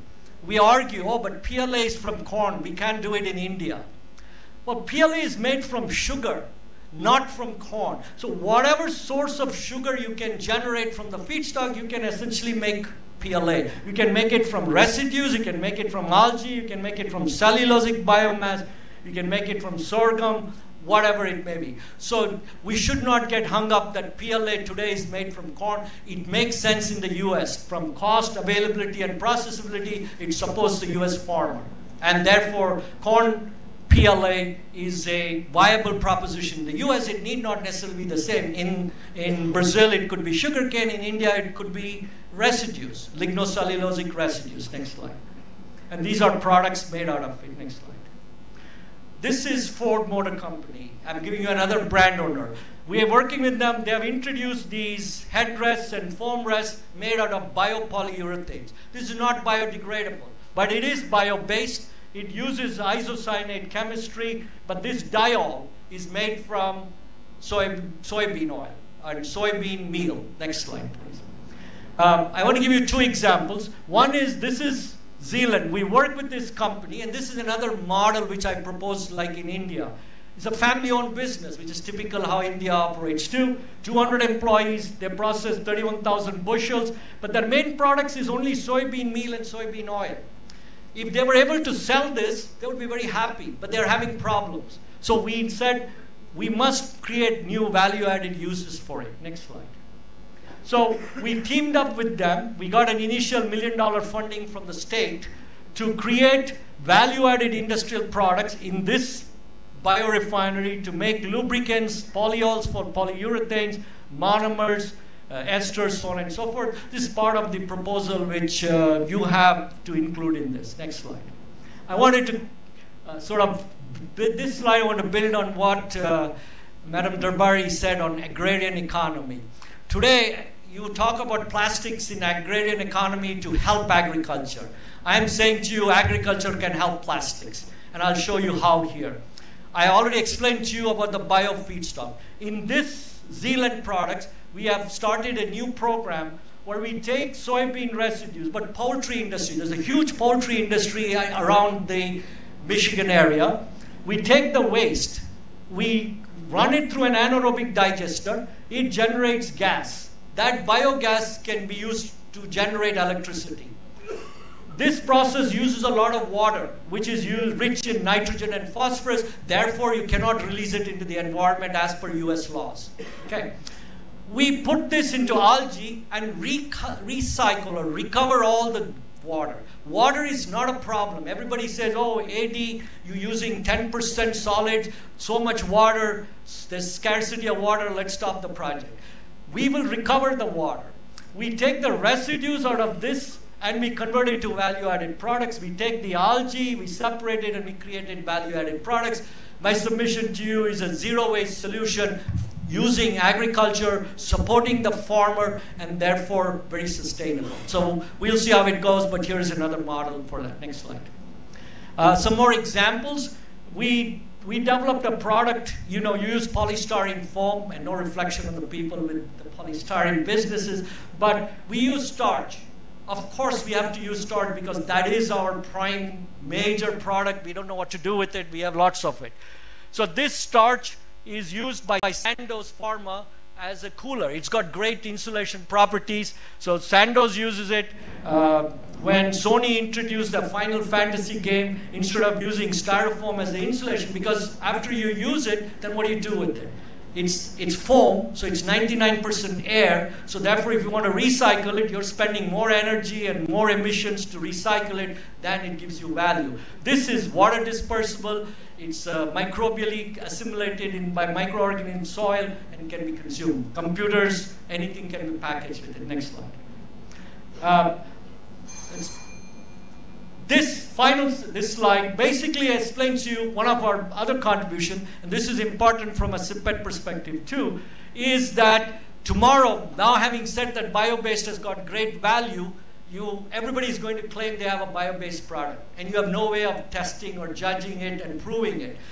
We came up with this contribution which says that in the atmosphere, radioactive carbon is in equilibrium with regular carbon. The half-life of radioactive carbon is 5,730 years. Therefore, any bio-based product will have a radioactive carbon signature associated with it. Any fossil product will have no radioactive carbon signature. Therefore, we have used this methodology and codified it into a standard. So today, if anybody wants to claim I have so much bio-based carbon, they will be able to validate and verify it, and I'm hoping that SIPET will be a certifier of things like this. And you want to put the last slide up. And now, I just want to just go ahead, next slide. Give me just 2 slides and I'll be done with it. The slide next to it.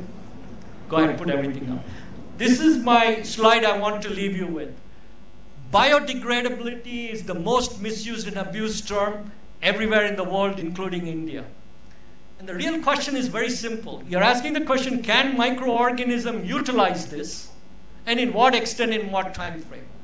If you don't allow complete removal, you're going to have all sorts of problems. So just because you don't see it doesn't mean it has gone away. That these particles stay in the ecosystem, and there is enough evidence that degradable, partially biodegradable is not acceptable. There is serious health and environmental consequences. In my last slide, if you show me that, I'll just go ahead.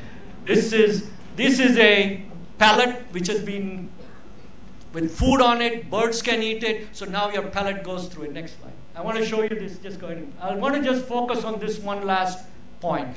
This is a paper which was published recently in Nature.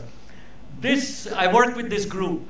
They put polyethylene, polypropylene, and other plastics, allowed it to degrade in the ocean environment, and found that the toxins present in it within birds, within fishes, was much higher level. This has caused a lot of issues. So my submission is, don't jump on the bandwagon of just simply biodegradable or degradable unless it is integrated with a disposal system like composting or anaerobic digestion, and you ensure complete removal, and there are standards which you can document, and SIPET is already doing that. You just need to take a much stronger position than what you normally do. I can afford to say that to you.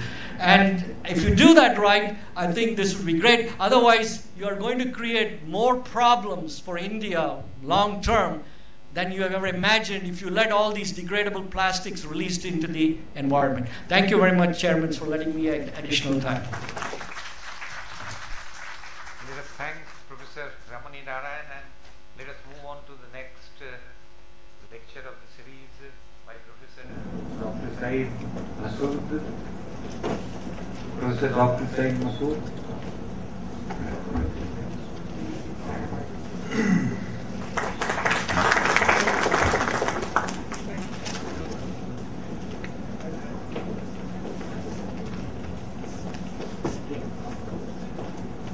Professor Saeed Masood received his Master's in Engineering from University of New Brunswick, Canada, and Doctorate from University of Queensland, Brisbane.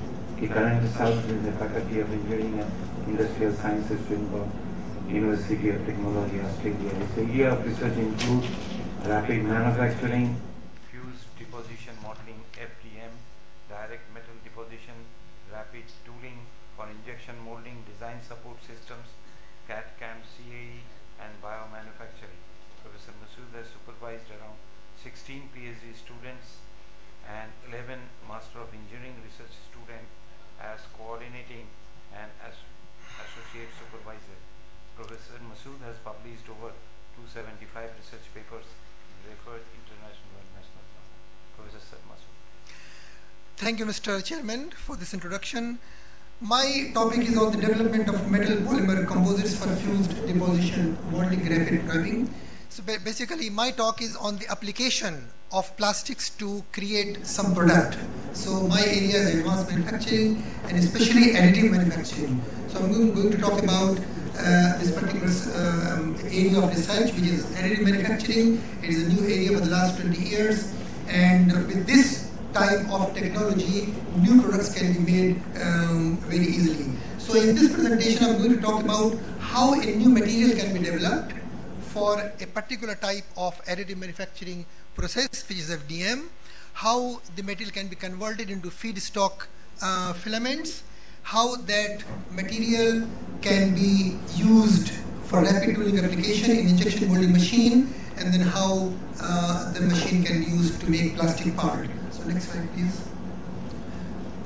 So just to give it before that, so just to give an overview of additive manufacturing. Additive manufacturing was known as rapid prototyping, rapid manufacturing, free-form fabrication, layered manufacturing. There are different names, but now the standard name is additive manufacturing. Here, the part is made by adding material over another, by layer deposition, and it is quite different from the conventional method of manufacturing, which is metal deformation process or metal cutting or metal removal processes. So when you are creating parts in layer by layer deposition process, you have to use soft materials. So initial systems which were developed in this area were polymer based, and some of the major additive manufacturing process are stereolithography, fused deposition modeling, selective laser sintering, multi-jet modeling. In all these processes, the basic concept is the same. That means the process creates layer and then deposits another layer. So there are some certain main advantage in this process. That means no matter how complex the part is, you can create in the same fashion. So there is no need of any tooling or CNC programming or CNC machines. You just create the CAD model on the computer, whatever you want to produce, slice it into layers, send it to the machine, and the machine will create it. So initially, most of the additive manufacturing process were polymer based because it is easier to process plastic into layers. But now recently there are metal based additive manufacturing process developed, and some of these are selective laser melting, electron beam melting, direct metal deposition, and laser engineered net shaping. Most of these metal based processes, they are using laser power, because when you're talking about metal and creating layers of metal, it is not easy to process. So you need high energy systems to create layer, and the raw material in these cases are mostly powder, metal powder. So what my research is in the polymer based tape process using fused deposition modeling. One of the major limitation of these processes is that the number of materials available is very small. With conventional manufacturing, you can use a large number of materials, but with additive manufacturing, only few materials can be processed. And the same case is with fused deposition modeling. So let us look at the next slide for fused deposition modeling process. Now, what happens in this process when you want to create part with plastic? The raw material is in the filament form. So the raw material is in the filament form, and mostly thermoplastic material is extruded through a heated nozzle, and those yellow layers, the material is processed layer by layer to create part. So whatever shape you give in the CAD model, same shape will be replicated here in thermoplastic, but the requirement is that the raw material the feedstock must be in filament form, and that puts limitation on some of the materials used. So commercial FDM system can only produce thermoplastic like ABS, polycarbonate, etc. So my research is to increase the number of materials for the system, and particularly for rapid tooling applications. In injection molding, the most expensive part is the injection mold development. And if you can reduce the cost and time of mold development, that will give a tremendous benefit. Next slide. So what happens in the FDM process? Whatever part you want to make, you create a CAD model. That CAD model has to be sliced into layer. Then it has to be pre-processed in the computer of that FDM process, and then that sliced model is sent to the FDM machine, where the tool is taken to this heated nozzle, and then the same part is manufactured layer by layer fashion. Next. So what are the materials which are processed by this particular process? As I told you, the commercial systems only process 3 types of material: the ABS, polycarbonate, and polyphenyl sulfone. And these materials have got certain good properties. Particularly ABS is one of the most commonly used engineering plastics. It has got good tensile strength, good impact and flexural strength. Similarly, polycarbonate has got good heat resistance. Polyphenyl sulfone is also a very popular plastic which has got high heat resistance and also chemical resistance. So there are these plastics are mostly used in applications like prototyping, design verification, and functional testing. So our research is to increase this domain of material by incorporating some metal-based polymer. Add metal powder into plastic, and then create filament, and then create part out of it. And with that, you will increase the range of applications of these commercial systems. So our target is to develop new materials, and for what? For rapid tooling applications, particularly tooling, because in these FDM process they can use for various applications if new materials are developed. So next slide, please. So let us look at what other researchers have done in this area. The new material development of FDM has been going on for some time, and at the Rutgers University in USA, they have developed ceramic and metal-based materials for FDM, but their process is quite tedious.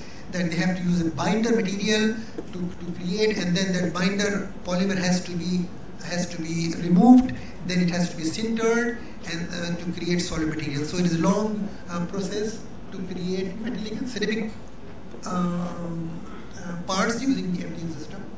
But other universities, they have used new plastic material which has got new applications.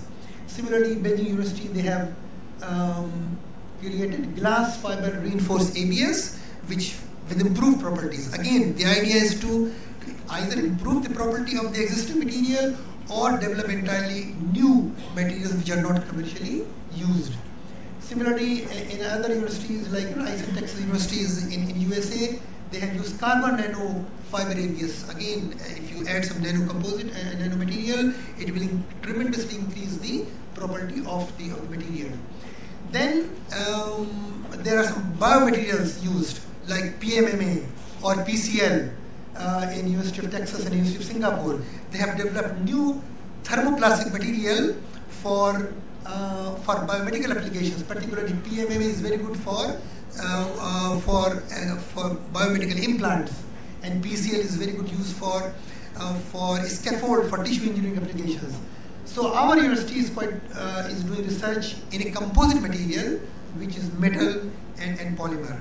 Next. So what type of metals we have developed? Basically, we have used those metals which are suitable for injection molding tooling. That is our aim. So iron, copper has been used to mix with ABS material, which is already used in the FDM system. So we have developed composites of iron nylon, iron ABS and copper ABS, and we have tested them with full characterization to see whether they are suitable for injection molding applications. So at our university we have got two machines, Stasis 3D modeler and FDM 3000, and these two are quite flexible to be used and tried with new material. So our aim is to do direct rapid tooling, in which the injection molding tooling and inserts can be created directly without using CNC machine. Next. So what will be the benefit of doing this thing? I mean, once we have got the rapid tooling, it will greatly reduce the cycle time for tooling development. It will reduce the cost for production, because injection molding process, for every plastic part you need a new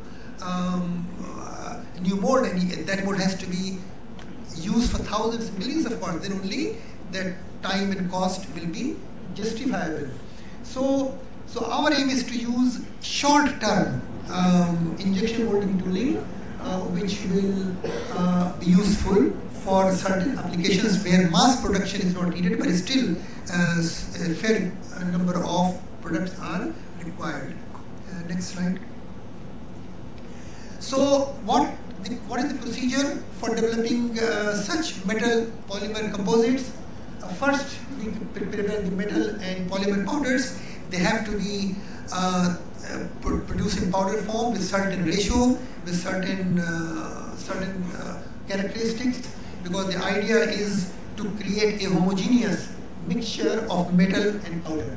We also use some surfactants and plasticizers to improve their property. Particularly surfactant creates homogeneous dispersion of metal powder in polymers, and plasticizer reduces the friction between the polymer molecules. Then after that one, we do the mixing operation, and then from the homogeneous mixture of metal and powder, we create filament, because filament is the fundamental requirement for FDM. Then we have done material characterization, in which we have found out properties, both mechanical properties, thermal properties, and rheological properties, to see whether these materials are suitable for injection molding application. And then we have also done some melt flow analysis using finite element method to see whether the geometry of the FDM process is suitable for new polymer processing. Once we are satisfied that the filaments are good, then we create parts and tooling. We have used those tooling in the injection molding machine, and we have even created the parts by injection molding. Next slide. So the first stage is to prepare the metal filled ABS composites. So what we have done, we have used a varying amount of metal powders in ABS matrix. We have used 10%, 20%, 30%, and 40% particle size by volume, then different particle size of metal powders, and also different particle shapes of metal powders. So the whole reason for using these iron and copper is that they are easily available, they are quite suitable, they have got suitable mechanical and thermal properties for mixing with ABS polymer, and that those properties will be suitable for creating tooling for injection molding. Then ABS material we have taken directly from the stasis type of material. We have ground into powder by cryogenic grinding to the size which is suitable for mixing operation. We also have to use some small amount of surfactant to create homogeneous dispersion of metal powder into the ABS polymer.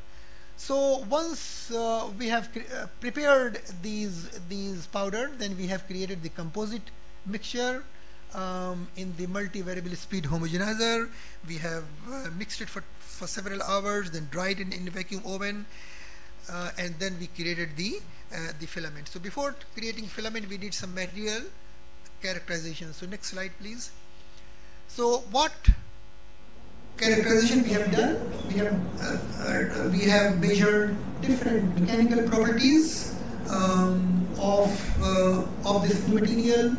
Thermal conductivity is a very important property for injection molding application, because in injection molding the heat has to be taken out by the tooling. So we have looked at thermal conductivity. Heat capacity has to be low.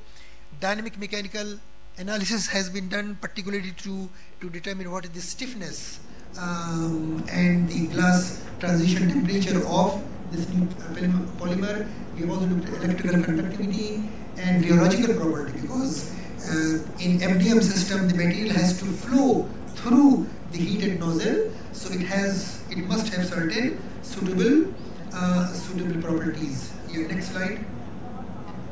So let us look at some of the properties of this metal polymer composites. The first property we looked at thermal conductivity, and the polymer is copper ABS polymer. You can see that for different volume content of copper, the thermal conductivity varies. So as we increase the volume content of copper filler in ABS matrix, the thermal conductivity increases. But for 5% and 10% of copper content, the thermal conductivity doesn't increase much. Remember, the thermal conductivity of ABS, pure ABS, is around 0.25 or less. But once we put 20% of copper or more, then the thermal conductivity increases, which gives promise for use in injection molding application. Next slide. So this is the property for iron ABS. So the previous slide was with copper and ABS composite. This one is for iron ABS composite, and you can see that this provides better result in the sense that it provides higher thermal conductivity. So copper, the iron ABS material has been used with different varying 5%, 10%, 20, 30 and 40%. Again, when we look at lower amount of iron content, then the thermal conductivity is not much. But once we increase the volume content, the thermal conductivity increases. But you can see that the thermal conductivity of copper is much higher than the thermal conductivity of iron. So these values are lower than the previous value. But from injection molding point of view, copper is better. But again, from strength point of view, it is not a suitable material. So we decided to use iron as our filler material, because it has got higher conductivity compared to polymer, and also it has got better strength. Next. We also look at the heat capacity for iron ABS composite. So we see that once we increase the volume content of the iron in the ABS, the thermal conductivity reduces. This is for pure ABS, and this is for 10%, this is for 20%. So there is a reduction in the heat capacity of the mixture. In other words, the thermal conductivity increases, which is a good sign, because from our aim is for application in injection molding, and there it is better for the material to have lower heat capacity and higher thermal conductivity, so that better quality plastic part can be produced. Next slide. Then we looked at the dynamic properties of these composites. These dynamic properties, particularly storage modulus, it represents the energy of the material which it can store under deformation. In other words, it represents the stiffness of the material, and you can see that once we increase the iron content, the copper content, the thermal conductivity increases, but too much higher content is not good, and thermal conductivity tend to decrease because of large particle size, because of weakening of interlocking. There may be poor distribution of filler if we have got a large number of volume content. So we have to decide what is the best volume content for copper as well as for iron. Next slide. So this is the storage modulus property for iron and ABS, and again you can see that once we increase the volume content of metal particles, the storage modulus increases, that means stiffness increases, but only up to certain extent, and beyond the glass transition temperature, the storage modulus goes down. So this particular result with iron, if you compare this result of iron ABS composite compared to copper, this gives better result because here the stiffness increases much higher rate compared to the stiffness in the previous case of copper ABS composite. So that is why we again prefer that iron would be a suitable filler to create injection molding tooling. Next slide. We also looked at the other dynamic properties, particularly the glass transition temperature. As you can see, these are the curves for storage modulus. These are the curves for this is the loss modulus, and this is for the time delta. So you can see that for composite material, the glass transition temperature increases, which is again a good sign for injection molding application. Next slide. We also looked at the stress strain behavior of the new material. What is the effect of putting some iron filler? And here the result was quite interesting, that once we put the iron filler, the effect of iron powder is to make the material more brittle and hard with lower value of elongation. Also, the tensile strength also reduces. So again, there are several reasons, particularly the surface oxide is developed, which can be responsible for reduction of strength. But again, from injection molding point of view, our aim was for short-term tooling, so we decided that it will be a better material. Next slide. Now, in fused deposition modeling system, what happens? The metal flows from the tube. It gets heated, gets into semi-liquid form, and then gets extruded here from the nozzle. So the geometry of the tube plays a very important role on the flow of material to create parts. So in the APM system, these geometries, they are designed for commercial plastics like ABS or polycarbonate. But we don't know what happens when a new material like a polymer metal composite will flow through it. So we have conducted a very thorough analysis both at 2D level and also 3D level to see what is the effect of new polymer on pressure drop, temperature drop, and the velocity through the nozzle, and also the effect of the geometry of this tube and nozzle on the flow of this material. So next slide. So we have found out, just to wrap up quickly, that the nozzle geometry has got an effect on the pressure drop, and so there has to be a certain amount of nozzle angle which will provide least amount of pressure drop. That means less force will be required. Next slide.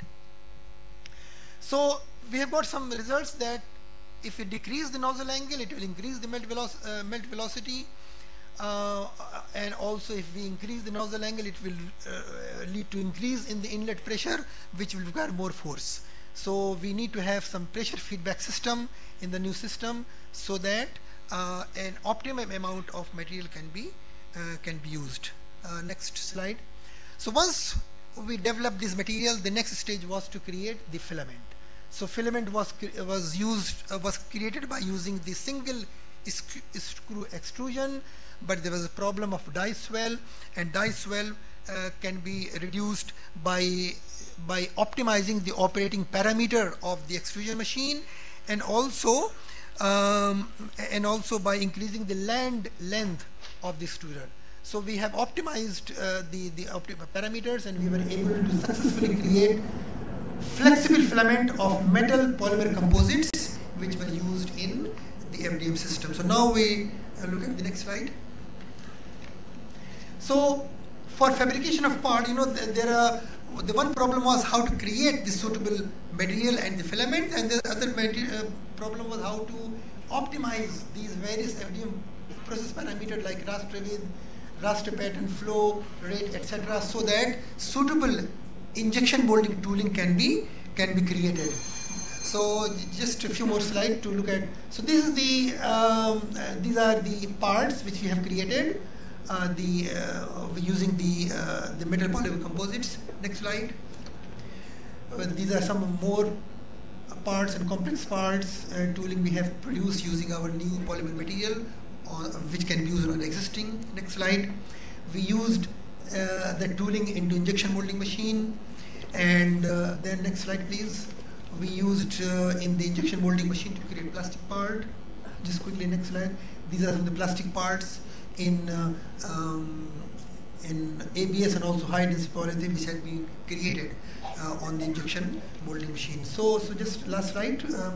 So we have seen that by using metal polymer composites, next final slide please, we can create a low cost solution for direct rapid tooling. We can create complex parts and cavities using this new polymer material, which will greatly reduce the cost and time of production of rapid tooling. Sorry for taking a bit longer. Thank you very much for your patience.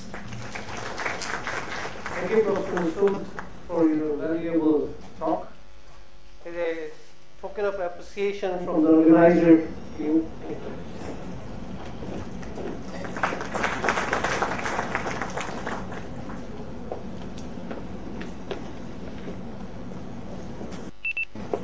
we are pleased to announce the next speaker, Professor G.N. Mathur. I'd like to give a brief detail about Professor G.N. Mathur. Mathur has received his MS degree from University of Windsor, Canada, and PhD from University of Detroit, USA. He worked as director DMS RDE, Kanpur, and also at the Department of Plastics Technology at Kanpur Technological Institute at Kanpur. At present, he is a research professor at University of Arkansas, Board Director at Kanpur Plastics Pact Limited, Board Director at Plastic Pact Limited. He has supervised more than 80 PhDs and published more than 300 research papers in various national and international. I would now say that I am the second research scholar of Professor G.N. Mathur. Thank you. Mr. Mathur, please. Thank you, Ajit. First of all, I'd like to thank the organizers for giving me this opportunity to share some of my recent work that we are now doing at the University of Arkansas. And the whole area is today in the area of smart textile. Smart textile is a very wide area, and we'll talk about some of the things, but our current focus is how we can use it for the benefit of biomedical applications, where I think it will have a very major impact. Next slide. As you can see, with the evolution of our social structure, mobility and equality are extremely important, and people want to have everything in their own hand by using communication, computation, and at the same time advantage for their health and other applications. And you can see already certain countries like Singapore and Seoul, they are setting up an infrastructure where your smart structures can interact wherever you're going, and the data could be collected and to your advantage or available to you instantly. Smart textiles is an area where a lot of such things can be taken advantage of, and your body functions, especially your cardiac and health parameters, could be monitored on line basis and give you the confidence to do things, to move around, especially even for healthy people and people with certain chronic diseases. The advantage of textiles, as you can see, is that you can tailor-make it to your own personal comfort and use it to your advantage compared to mountable, portable devices like computers are today available, but they're not personalized, they're not that comfortable. Hence, the advantage of smart textiles. Next, please. The important thing that's happening is, you know now that the next generation of internet is coming around, where through the internet, you're not only passing information, but you're using it to do things for you, to manufacture things for you, to collect data for you. And I think smart textiles will play a very important role to integrate with such a system where energy, consumer goods, all these things will be manipulated, operated, and manufactured via the internet structure. And smart textiles, if integrated, give you an instant medical care and monitoring as part of this extended network. Next slide. Now, why smart textiles?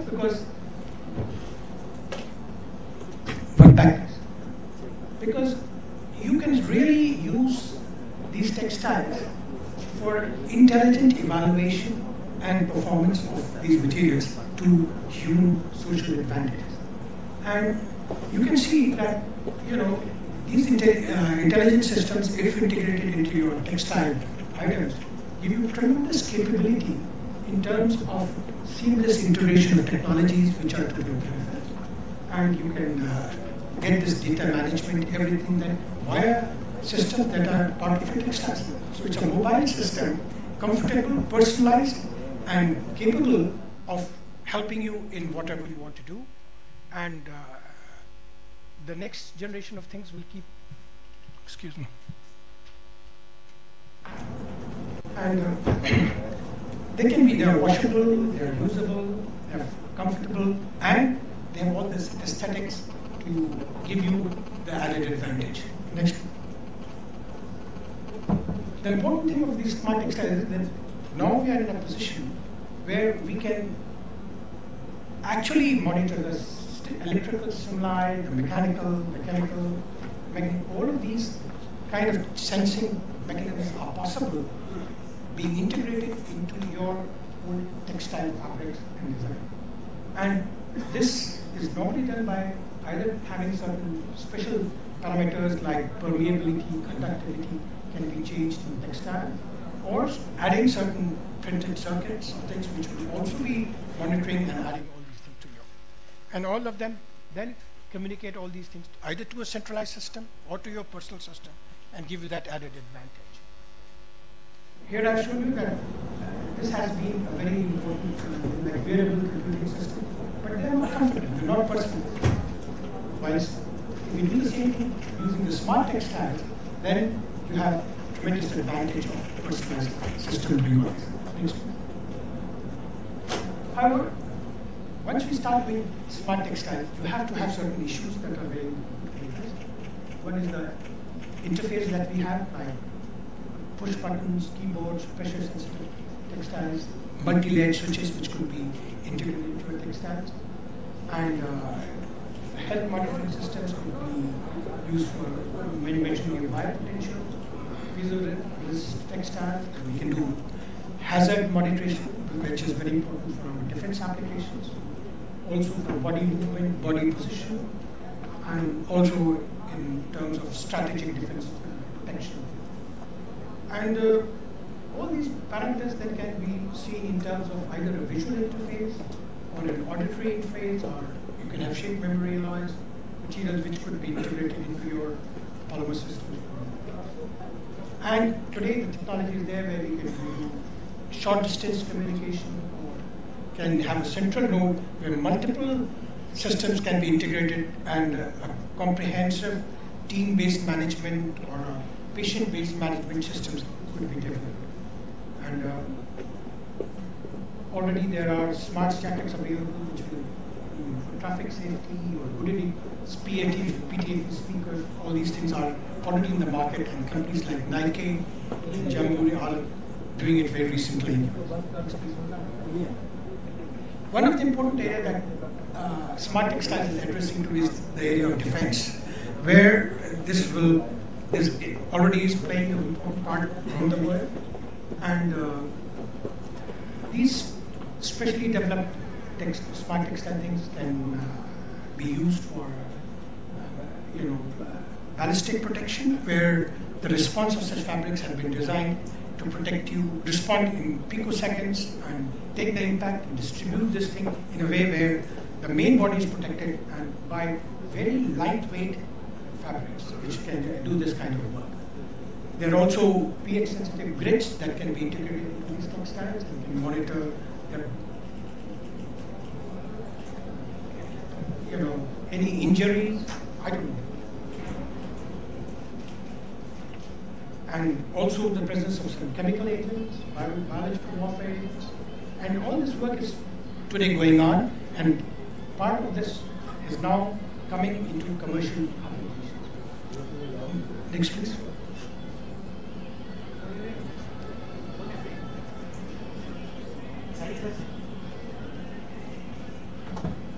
They're also making smart textiles which have EMI shading capability and can be used for protecting you from detection.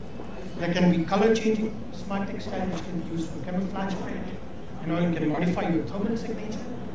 And some of the work that has been done is using carbon nanotube-based papers, which will is added to the fabric in lightweight and protects you from any of these other external signals. The other important areas I would like to discuss more detail is about the area of biomedical applications, where textile-based systems, where even the electrodes are made out of textile materials, can monitor your ECG, EEG, electroencephalogram, your myograph, EUG, and we have piezoelectric channels which can also monitor your respiration sensors.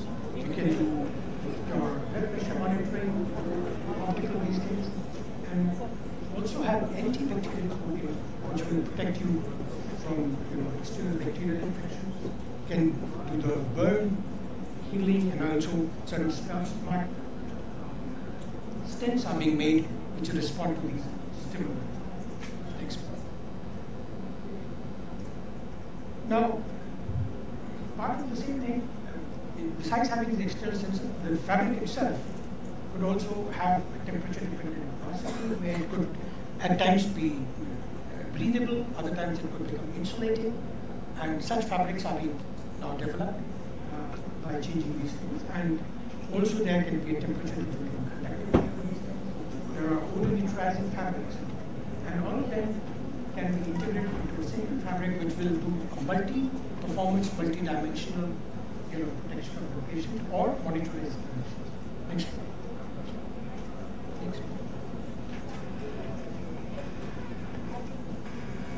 Further to this, they are also developing some new applications where photocut fabrics are being developed with coatings of titanium dioxide or nanoparticles, where the external sunlight helps in not in protecting you, but the environment around you also gets cleaned, and certain amount of bioprotection can be achieved by using it. And part of our work is currently also focused on active fabric manufacturing, which can be used for flexible batteries, which will ultimately become part of these textile-based processes. In the case of biomedical applications, as we've been talking about, see, what happens is the whole new concept of medical care is now getting transformed into use, where the current care system is not related to the hospital. but it is based on the patient's data being transmitted to a central point where they can then manipulate, control, or give him advice about how things are going about. And such systems can be used for healthy persons, persons with certain amount of risk, or patients who have already had certain problems and you want to follow those issues, or chronic patients. And this is the kind of new integrated health approach system which is now possible by the means of having these smart textile-based systems. In all these systems, nanomaterials and their surfaces play a critical role. Next.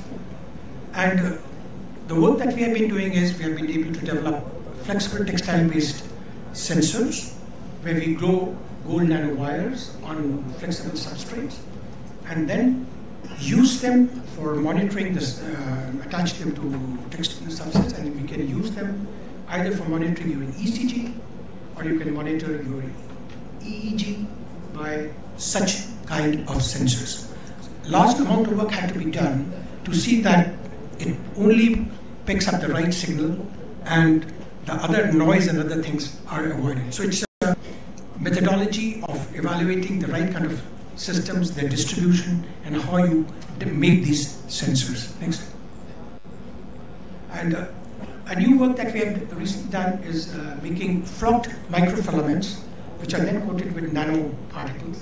And efficiency of such sensors is seen for measuring the biopotential on the skin and standardizing it so that only the true signals are picked up and not the erroneous static charge that is normally found in either the fabrics as well as on the skin of the person concerned. Thanks.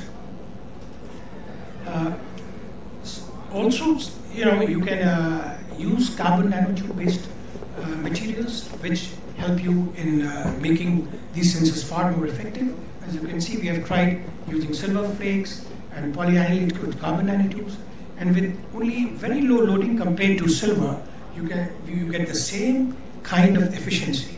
And with carbon nanotube-based systems, it becomes easily printable because when you load a very high level of silver, then making these electrodes becomes far more difficult and is more, takes much longer time, and technology is not chosen. Next. Also, we can make these thermoelectric textiles where bismuth telluride as well as antimony telluride have been coated, and PN junctions can be created by making number of layers of such materials on the textile fabric itself. And then the difference between the body surface temperature and the outside temperature generates the requisite amount of electricity which can be used for a large number of such applications. This is the system that we have in our lab. This is the roll-to-roll printing machine where you can actually print flexible electronic systems either on textiles or on plastic films and then use them for different applications. This machine was designed by our group, custom made to our specifications from Korea. Next. This is how actually we have been using both screen printing as well as the roll-to-roll printing to make such electrodes and mass produce them. So this is a technology which can go very easily for industrial applications around the center. Next. Here you can see how this roll-to-roll double printing for nanowires is being optimized.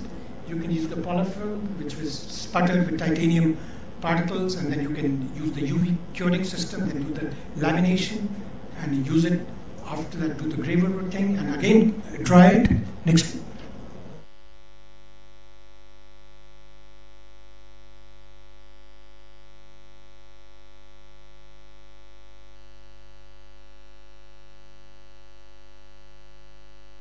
The other, we can in a single go do all these operations on the same film. Next. However, doing this is just one part. How do we integrate it with the system becomes another important area. And next we'll show you. Here is a cardiac health monitoring vest that has been developed by us, where we have 3 electrodes for ECG monitoring. We have a system where we can now continuously monitor your blood pressure. Otherwise, up till now, it is only a point measurement where you do by a cuff, but we have used our own plethysmographic technique and a special algorithm where a continuous blood pressure monitoring can be done, your temperature can be monitored, and all the conductive things are through nano-based printing system. And by this, here you can actually see the 3 frontal ECG, you can see your temperature, you can see the continuous the blood pressure and the pulse rate. This is an actual display from such a vest, and this technology is now ready for transfer to India. We have tried it on more than 250 patients, 150 healthy people and about 100 chronic patients at a cardiology institute, and the data matches very well with the standard ECG machines and blood pressure equipment, and shortly should be available commercially. And we have also got a platform where the data from here is wirelessly transmitted either to your cell phone or to your laptop. And so you are mobile, you can be moving anywhere, you can be sleeping, you can bring, but the data is continuously collected. And very shortly in phase 2, this data will then go to a cloud computing website center, and with your unique ID, then this data is accessible to your doctor or to any of your relatives anywhere in the world if they know your unique ID number. So this kind of a integrated service is being planned for giving low-cost healthcare, and you don't have to go to your doctor every day. Or if you are a health-conscious person and you're doing exercise, you know that you don't overexert and your blood, these things are there, or if you're feeling heaviness or something, you can call your doctor, you can immediately access it and tell you what should be done. The other program that is still in the launch phase is that we're working with St. Luke's Hospital in Houston, Texas, which is one of the premier cardiology institutes in US. They have at any point of time something like 400 to 500 patients in their ICU. And these patients need continuous ECG monitoring. As of now, what they wear are wet electrodes, means you have to put a gel and then these electrodes are put. And after 6 hours or 7 hours, they need to be changed. So the nurse comes again, cleans it, puts a fresh gel, and those electrodes are reattached. A lot of these patients who are slightly aged have a problem that their skin is already very, dry and when you do this, it's very painful. So it's an extremely complex monitoring system. Now we have worked out an arrangement with them. They want such, because these sensors are dry sensors based on nanotechnology. So you don't need any gel. All you need to do is wear this vest, and as long as it's in contact with your skin, it will be monitoring your biopotential and transmitting your ECG wirelessly to a central control center. So St. Luke's Hospital is very interested that if all their patients could wear such a vest with the unique ID number, then the nurse doesn't have to rush every 6 hours to change this.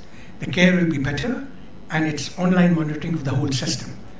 We have entered an agreement, but we have not yet started the program, but very shortly this will be done on first experimental basis and then hopefully involved in a bigger way at St. Luke's Hospital. The other similar program is with the National Football League of US. They have these players who go for the football game. Every player has to be pre-screened with a medical checkup before he goes into the field. And the National Football League pays something like $10 billion a year for their medical health care. But still, every year there are about 4 to 5 casualties where the player either gets overexhausted and has to be withdrawn or drops dead on the field itself. So we have worked out a program with them where these players will now have such online monitoring of their, even when their ECG and everything is okay and stationary condition, but in actual playing field nobody monitors it. Now after wearing this field with the transmission system on their shoulder pad, all the 11 players that are there, the data will be transmitted to the control center, and if player gets overexerted, his T wave gets inverted, or there is the coach can advise him to come back and not get a severe health problem. So this program also, the trial test will start from middle of March when the summer training starts. So these are the 2 other programs that are coming up because of this kind of smart health monitoring system. Next, please. The same thing, we have been approached by the Firefighters Association of US, where when these soldiers, when firefighters are fighting, they have extremely high temperature and a lot of stress there. And they are so busy in there doing their work that they forget about their physical condition. And such vest will be very useful to monitor their condition wirelessly from remote and tell the firefighters that you should come out of this because you are exhausted. And he doesn't know it. And same system could also be given to the soldier, where we can monitor his mental condition, body temperature, blood pressure, and other things on a dynamic basis. So this kind of system will have extremely important applications in a wide variety of. Next. The next product that is already ready with our product is an e-bra, which is for women who are interested in having a health conscious things when they do go to gymnastics or go for running outside or anything. All the data can be monitored, and this again is an actual data taken from our prototype bras, where you can measure all the things as a function of time and temperature, and measure the ECG, and if they also want the blood pressure, then that's a separate module, but the bra itself will monitor all the cardiac conditions. Next. The other thing that has come up as part of our smart textile application is a cap which is used for monitoring the sleep apnea problems that are there with the patients. The current systems that they have are also caps, but all the sensors, the hair has to be removed because they are not in good contact with the skull part of it. Secondly, there are wires coming out of this, and those wires go to a box from which the data is transmitted. And invariably in India, these things can be done at your home, but in US, they have a separate sleep apnea clinics where you have to go and sleep for the night in that room, and the technician is monitoring you from the outside for the whole night. So you don't get a really good data because you are in a place which is not very familiar to you. Secondly, there are some wires hanging out of your head all the time. Our system is completely wireless based. All the transmission, everything is over here in the cap itself, and the patient can wear this and go back and sleep in his home in his own bed. And via the wireless system, all the data comes to the technician either in his laptop or at the hospital. And hence, this system will have a substantial advantage over the ones that are commercially available from companies like Siemens, Philips, and others who are globally dominant in this area. Next. The extension of this is also going into trying to do a brain-machine interface, where we are able to, from these smart nanosensors, we are able to pick up signals of what your brain is trying to think, and alpha and theta waves are then picked up and transmitted to a laptop. And from the laptop, we can even control the movement of external objects. And our lab has got an actually demonstrated system where you can turn a moving system left, right, make him stop just by thinking about it. But this, we feel, will have a tremendous application in people who have physical disability of paralysis, but they can think, but they can't do anything. And hence, we can do this brain-machine interface also using such smart textile-based sensors. Next. Also, some smart bandages have been developed, which can actually look at the quality of the wound, how fast it is healing, or have drug delivery systems in it, which will help in releasing the drugs as and when required, and also absorbing part of the fluids that come in and hamper the healing process. Such prototypes are also have been developed at our group. Next. Development all this is fine, but a very important area is how do you have a communication system where this data is sent to, the relevant data is collected and sent to the place where, hence communication is important. Next. And you need that wherever you may be there, your ECG, heart rate, and all these things should be wirelessly transmitted to systems which are usable. And you may be going for running in the outside area, walking, but data could be used by you or somebody who wants to take care of you. Hence, that becomes an important part if you want to develop a commercial system. Next. And we have got technology where we have been able to optimize it both for Zigbee and Bluetooth technology, where short range and long range communication can be done. And all this data, along with indications, can be transmitted to wherever you want to send it to.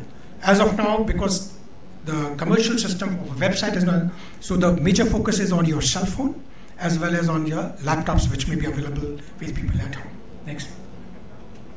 And multi-communication systems have also, algorithms have been developed for, like I was telling you about the football players in the field.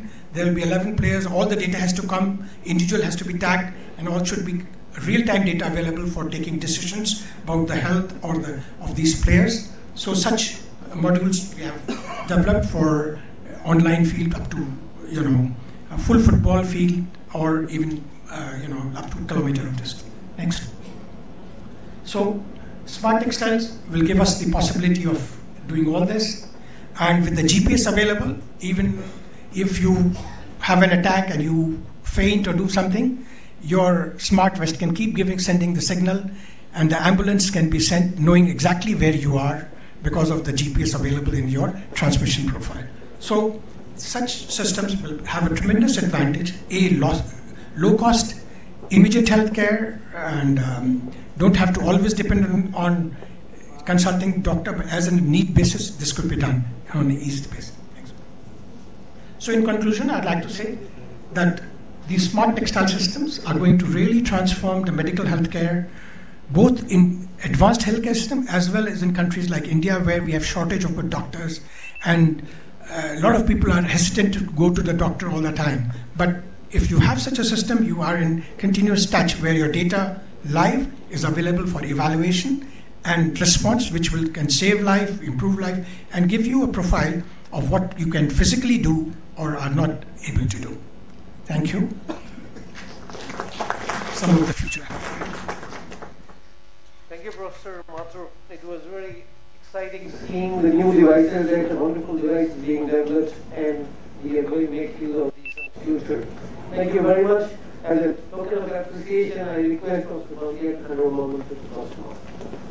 Thank you.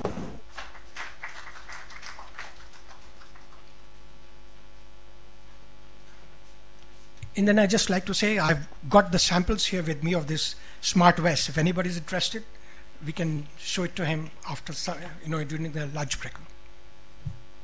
Our next speaker is Professor Musafizur Rahman.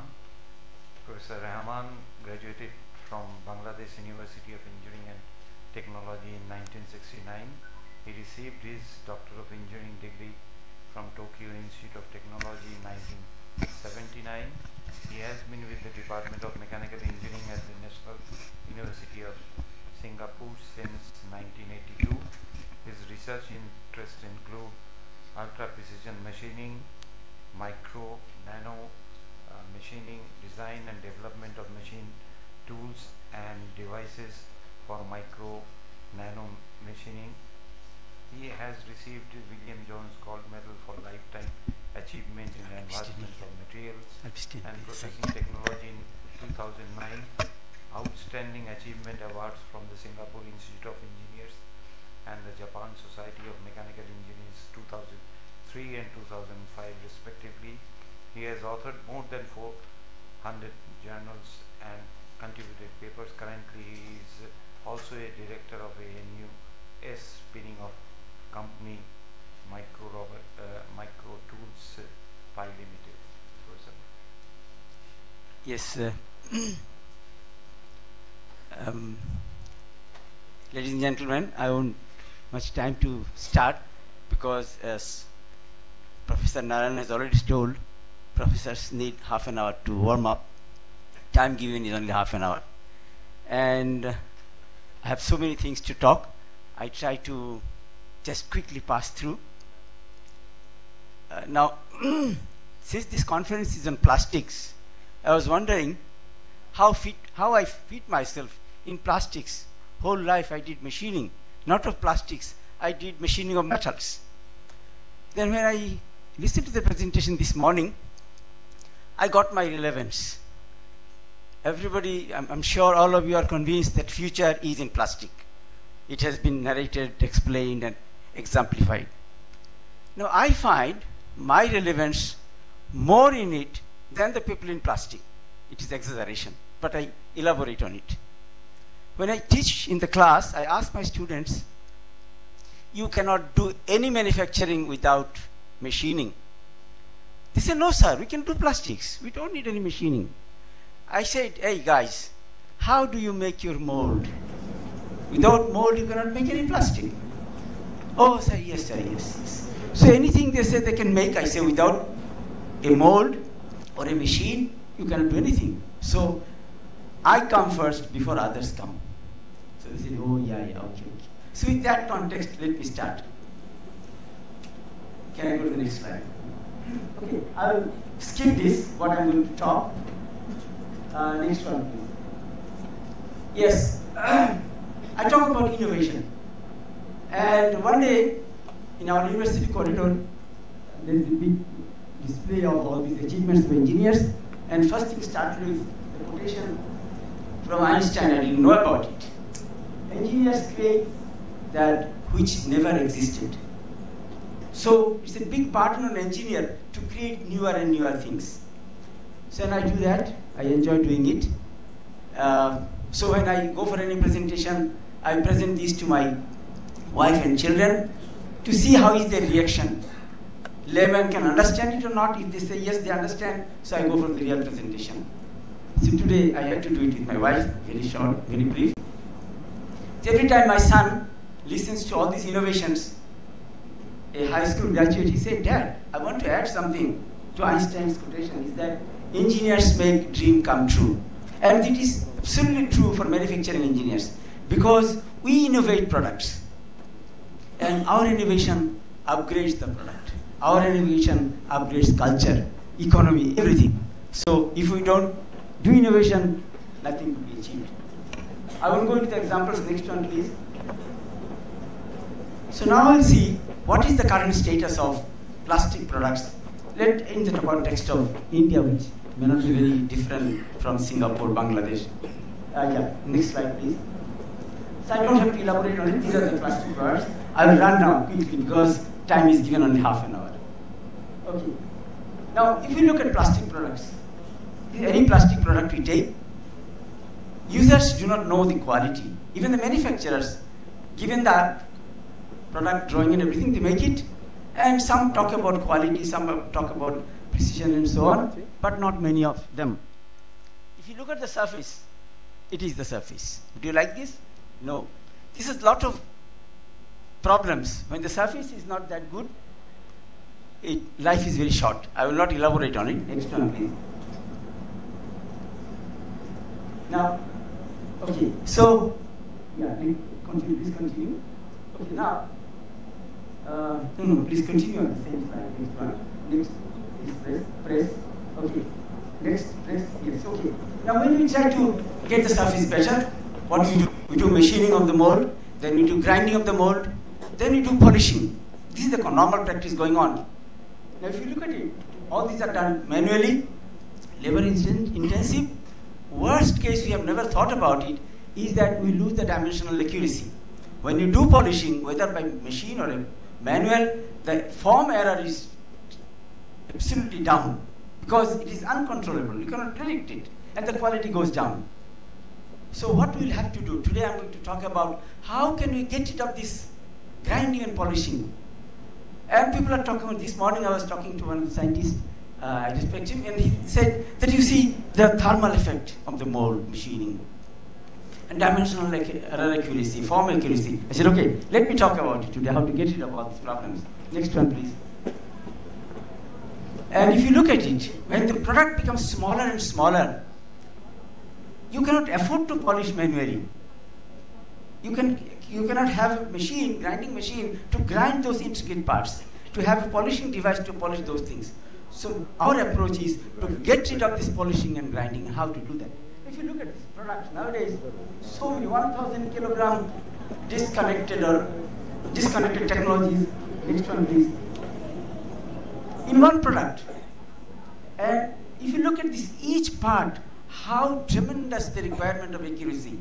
It is I hope you have heard about it. We're not talking about micro accuracy, we're talking about nano accuracy. So we need to talk about nano machining. We need to talk about form error in the nano level. So those things I'll try to talk. Next one, please. Okay, then first of all, I'll bring something which is quite not very much known. Hybrid and compound micro machining. I'll talk about micro machining. Slowly I'll take you to nano machining and how it is done, and how we can avoid all those grinding and polishing processes. Next one, please. What is compound machining? Very quickly I'll tell about it. First of all, we want to achieve highest dimensional accuracy, which is difficult if you are using a single process only. If you try to make a hole, let us say we want to make a 50 micron hole using electrode. An electrode could be about 45 or 40 micron. We try to machine it, make the hole by EDM process. The electrode has its own, imagine 50 micron, which is half the size of our hair. So, clamping error makes the hole 100 micron, 200 micron, and so on, which we cannot control very much. But if you can machine the electrode on the machine by a turning process or whatever process, then bringing the dielectric medium below it and 2 EDM, next one please. Next slide, please. And we machine the electrode using one process, turning, then bring the tank below and 2 EDM, then we don't have any dimensional error.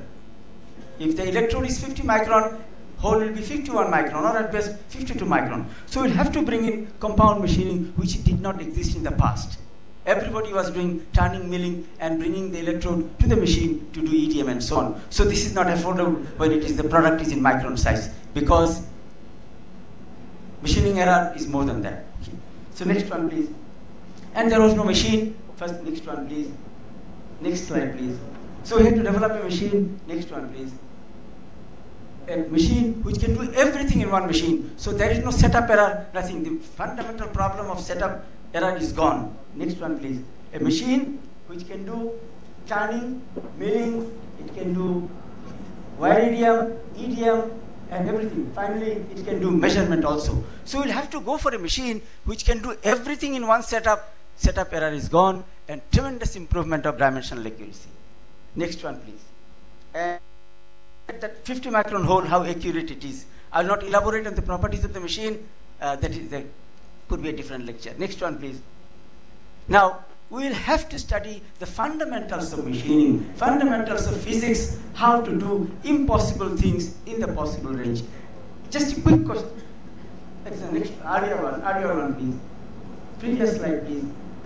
If I just told that we make 50 micron electrode. How to make by turning? If you say 50 micron electrode, 10 millimeter long, I'm sure many of you or most of you will say impossible. That is the mechanics of machining. I do not want to elaborate on it. It has been done, and we have achieved an electrode which is 5 micron. That example I'll give you quickly. Next one, please. Next one, please.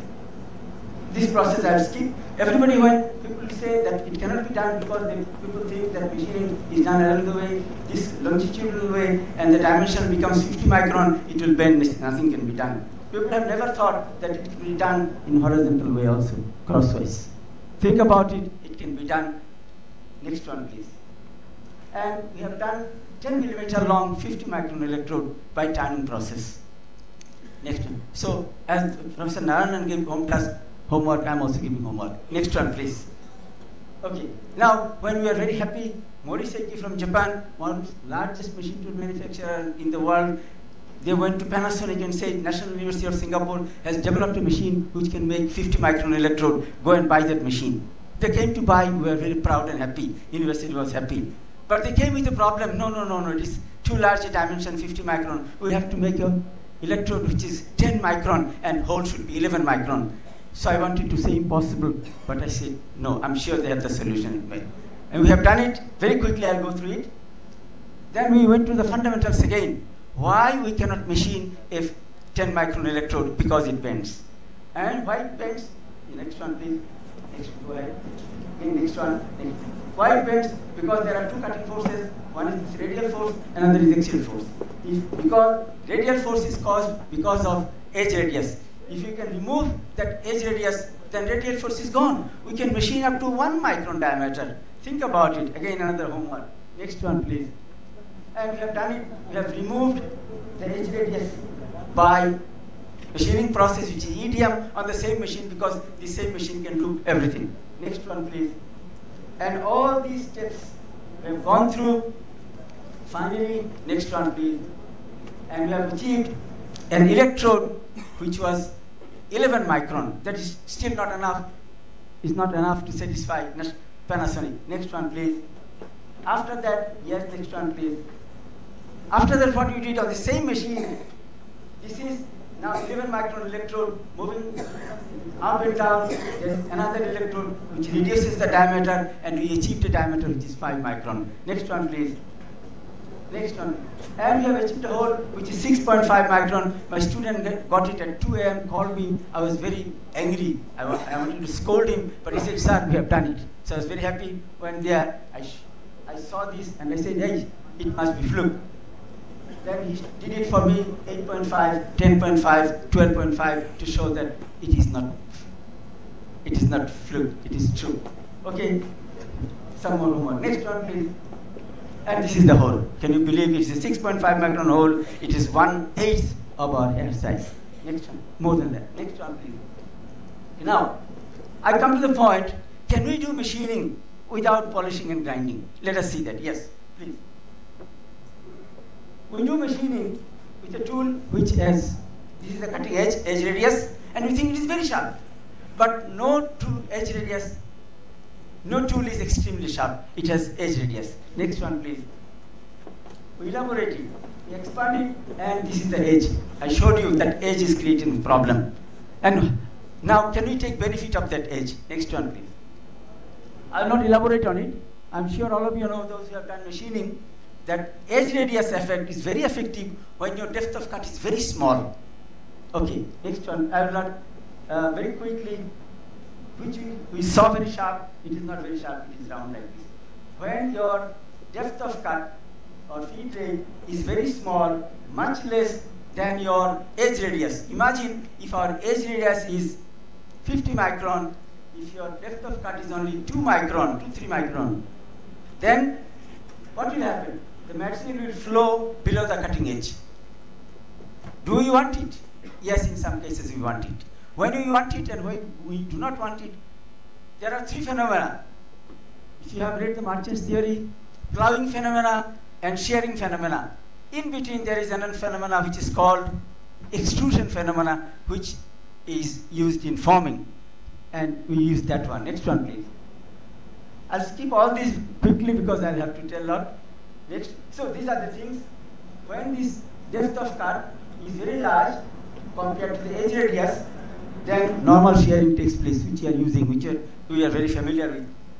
When it is very small, depth of cut is extremely small, then elastic deformation takes place, plowing takes place, no machining can be done. Surface becomes very rough.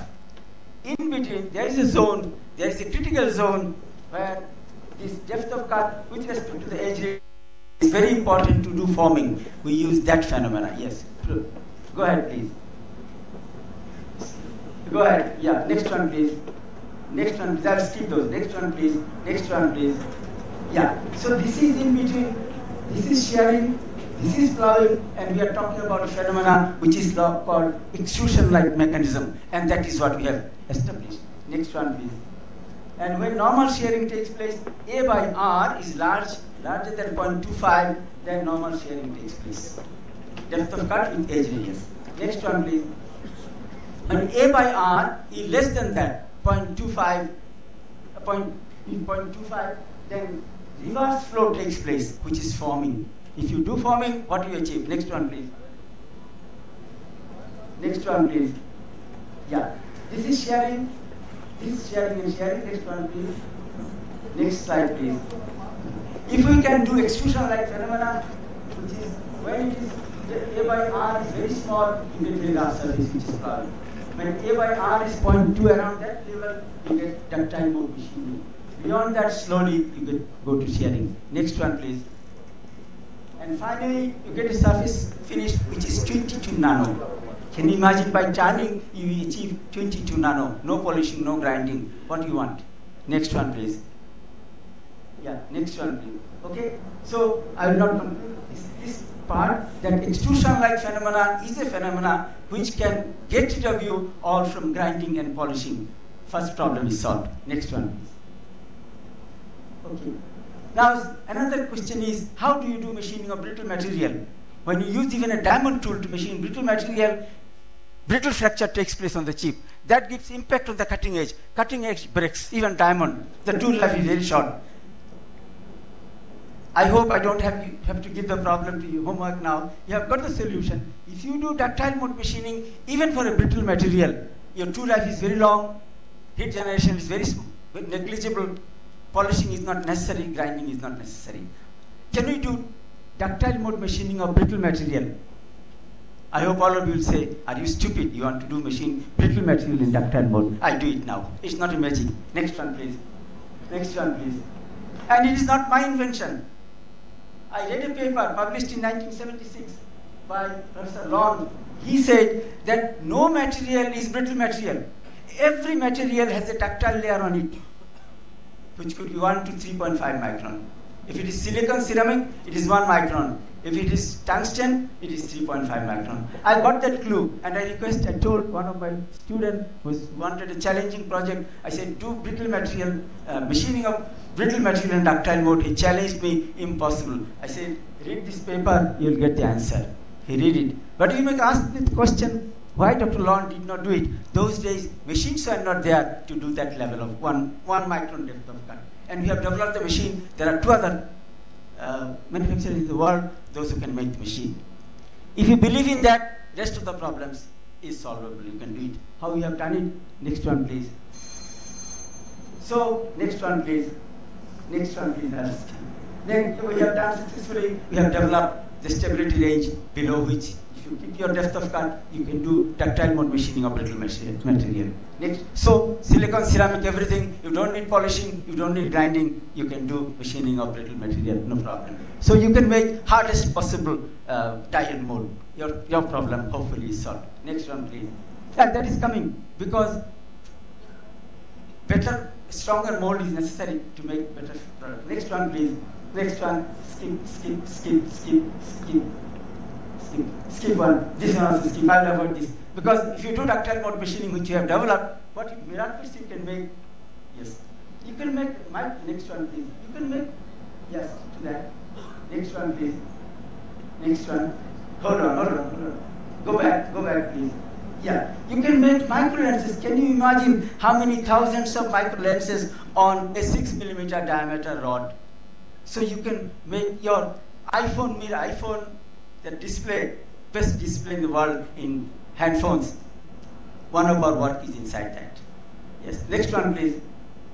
Okay, now I'll give you another wonderful solution to die and mold industry. What you do molds you make dies and molds by EDM process. EDM process is a very rough process. What you do ECM on it to get the polished surface. EDM itself is very slow. If you do ECM on it, extremely slow. So it's boring process. Can we combine these processes together? You'll say impossible, sir, cannot be. Why? Because EDM is done in dielectric where ions cannot flow. ECM is done in ionized water where ions can flow. I give another student a challenging project to solve. Can you combine EDM and ECM together? Then dye and mold industry will be so happy they can do it together. He said, impossible, sir. I said, no, sir. Hey, guy, it is not impossible. One guy from Japan, he did his PhD, came to me to submit his thesis, to give me the thesis. I was very honored. And he said, sir, there is a phenomena which I cannot explain. What is that? When I do EDM, I see some ionization, even in deionized water. Why it is and how it can be utilized. I said, give me the task, I will do it for you. Do you mind? He said, no, sir. Do it. And I gave this project to my student because I saw when deionized water is used to do EDM, after certain time, certain ionization takes place. He has given me the clue. And that clue I used, how I used it, look at it, please. Next one, please. Next one, please. Next one. Next one, please. Okay. You know that EDM has its own benefit, ECM has its own benefit. If you can combine them together, then wonderful solution. But how to combine them? One is non-conductive, another is conductive. Next one, please. Next one, okay. All right. Now, if we can develop low resistivity deionized water, which is existing there, because after EDM, it becomes slightly deionized. So we try to combine them together and use their benefit. Very quickly, I will explain without going through the slide. Since the water is now partially deionized, some ECM reaction takes place. In discharge, when you remove material, EDM takes place. And deionization should be strong enough to carry out EDM. If it is very much deionized, very much ionized, then you cannot do EDM. So we have to adjust it by trial and error, experiment, and so on, so that EDM can take place when it is taken off time, ECM takes place. Idea is simple, correct? You combine them together, you can get miracles. Student had to work for 2.5 years to set all the parameters, conditions. Now go ahead, please. Next one, please. Next one, please. Next one, please. Next one, please. Next one, please. Next one. Okay, now I'll stop here. You see, by this process, all this I skip. Now you get a surface which is, if you combine these two together, you get a surface without combining. If you do EDM, you get 142 nano, which is those red points. You can combine them together, you get a surface blue line, which is 22 nano. So EDM, for die mold manufacturers, those that are using EDM, your problem is solved. You can have nano surface using EDM. Thank you very much. Thank you very much, Mr. Rahman. It was a very nice and interesting talk. We used to learn more on plastics, but not on tooling much. This has been a great thing for us. Thank you very much.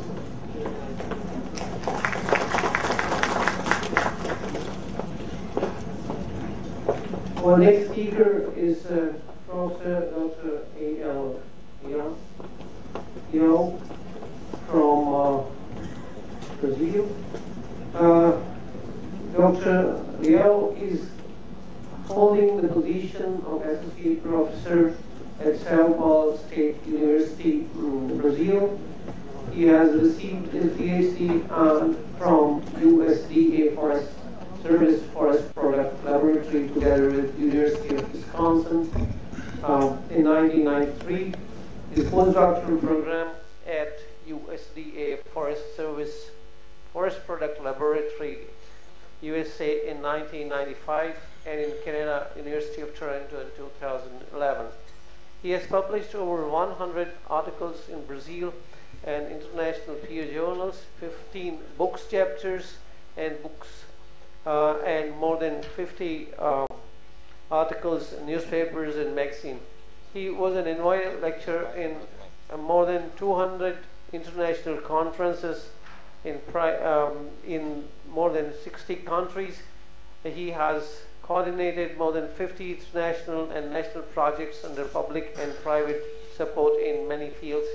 He is the coordinator of Brazil, Canada nanotechnology initiatives under the different support programs and a member of Brazil-German project. He was scientific advisor for the Ministry of Agriculture from Colombia and Ministry of Education from El Salvador. He has received many awards. Some of them are outstanding people of 20th century, International Biographical Centers in 2000, award for scientific that brought more resources from the private sectors from UNESP in 2003. There are many more which I can read on, and this is a great occasion of listening to him, and I will request Professor Leon to deliver his talk. Okay, thank you. I would like to thank CPAT for the kind invitation. It's an honor to be here. And I think it's a great opportunity as well to strengthen our collaboration between, I can say, South-South. So that's my university, is a state university. Okay, I go fast because I have a lot of slides. Okay, go. People who does not know, UNESP is São Paulo State University. We are funded by the São Paulo State government. So what's important to mention here is the biggest agro university in Latin America. So I can see is opportunity for CPET work together with UNESCO, since we have a lot of resources that could be a tunnel toward the polymer processing, polymer producing. Next, please. That's my lab. I'm specialized in residues, so a residue, that's my initials, and I can say we work with almost everything. So I try to match the just a little bit of ego. So that's we have a pilot plant equipment over there. So pretty much devoted for processing. Next. That's the area where we work. So we start from the in vitro cultivation for some plants, and then we finally we have a biodigestion plant, composting and recycling. So we cover pretty much cradle to cradle from polymers. I can say agro-based polymers. Next. So we work with extrusion. That's our most the strongest area for us. Macro, micro, and nano injection molding, and these work together with several, especially automotive companies. We are the base of the biggest bus company in Brazil. So we work together with the bus companies plus several automotive companies. I'll show you later. Next. That's the staff.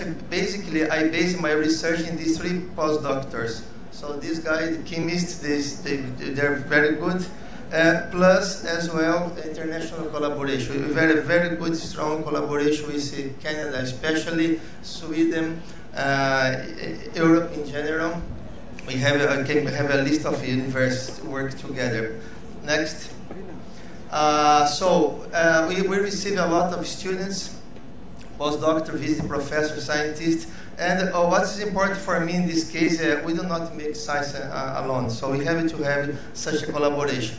And we're being successful in such a way that so far we had 3 spin-off companies, NanoWay, TechEasy, and Plastic. This is the oldest ones, over 15 years old. These two is still in the beginning. Next. So that's the philosophy of my lab. Oikos, environment, manage waste. So basically what I try to do there is to produce something is profitable, but it's still ecological, okay? So that's the philosophy of my lab. Next. So, but the mission, in Brazil we have, as my friend Narayan mentioned, we are facing some competition between food and energy. So in my case, I specialized in residues. So I don't want to do anything that is strain the food demand. So basically, I do work with a lot of sugar cane, but residues. So basically, we are devoted to work with residues. I don't want to develop anything that will bring the price up, especially for the poor people in Brazil. So this is important to intensify the productivity chain, especially the crop fibers. We do work a lot in the northeast part of Brazil. And now we're going to this field, airplanes, automotive, and biomedical. A lot of biomedical, you'll see later on. Next. So opportunities. We see a lot of opportunities in the beginning for long fibers. Now we're moving for short fibers. And here you see this industrial waste, especially pulp and paper. A lot of opportunities for us in the pulp and paper residues. Next. We try to be in the center, in this Campbell triangle, social, economical, environment. We try to be in the center. But sometimes you move a little bit here, sometimes here. So we try to be in equilibrium. Next. And then also sustainability. So this is important, especially in the case of energy consumption. So energy consumption is going down, recycling is going up. So this is important, especially in the case of nanomaterials. We cannot work with something that's really energy demanding. So we try to work together with this trend, low energy consumption. Next. So for people who are not familiar, natural fibers is a big family. So we have best fibers, leaf fibers, seeds, fruits, grass, wood. So you see quite a large variety of plants. Some are cultivated, some are natural. So I can say we cover pretty much all of these fibers. Next. This is my research. So I have worked with all these fibers from South America. Abaca from Ecuador or from Philippines, Fique, Colombia. So you see quite a large number of species that we have studied and worked for composites production. Next. Oops, back. Yeah, so this is a very important fiber today in Brazil, not because it is economical, because it is a invader. So this plant is invading the dams, the Brazilian dams. So we have to remove these plants from the dams. So therefore, we have to find something to do with this plant. And we found some very good properties, especially in the fibers here, in the leaf fibers. And then we have some newcomers. So this is used to be very important in 1950s, died, and now I try to bring it up. Here you see pulp and paper sludge, rice husk, peanut shells. Next. This is a very interesting use of natural fibers. This is Lake Titicaca in South America. It's the highest lake in the world. You see the natural fibers, they make this floating house, let's say. Today is more tourist than anything, but the history is very important, especially the application for natural fibers. Next. So that's the Brazilian way in the north part of region. You see the harvesting, they load, that's the transportation. Next. That's the way they sell the fibers. You see that's like say 5 kilos stone, and then they weight the fibers here. A lot of people get blind because they work without protection in the eyes, and they get punched in the eye. So it's very bad situation. And here this dry the fibers. Next. She's cleaning, so maybe she makes like $2 or no more than $5 a day to do this job. Next.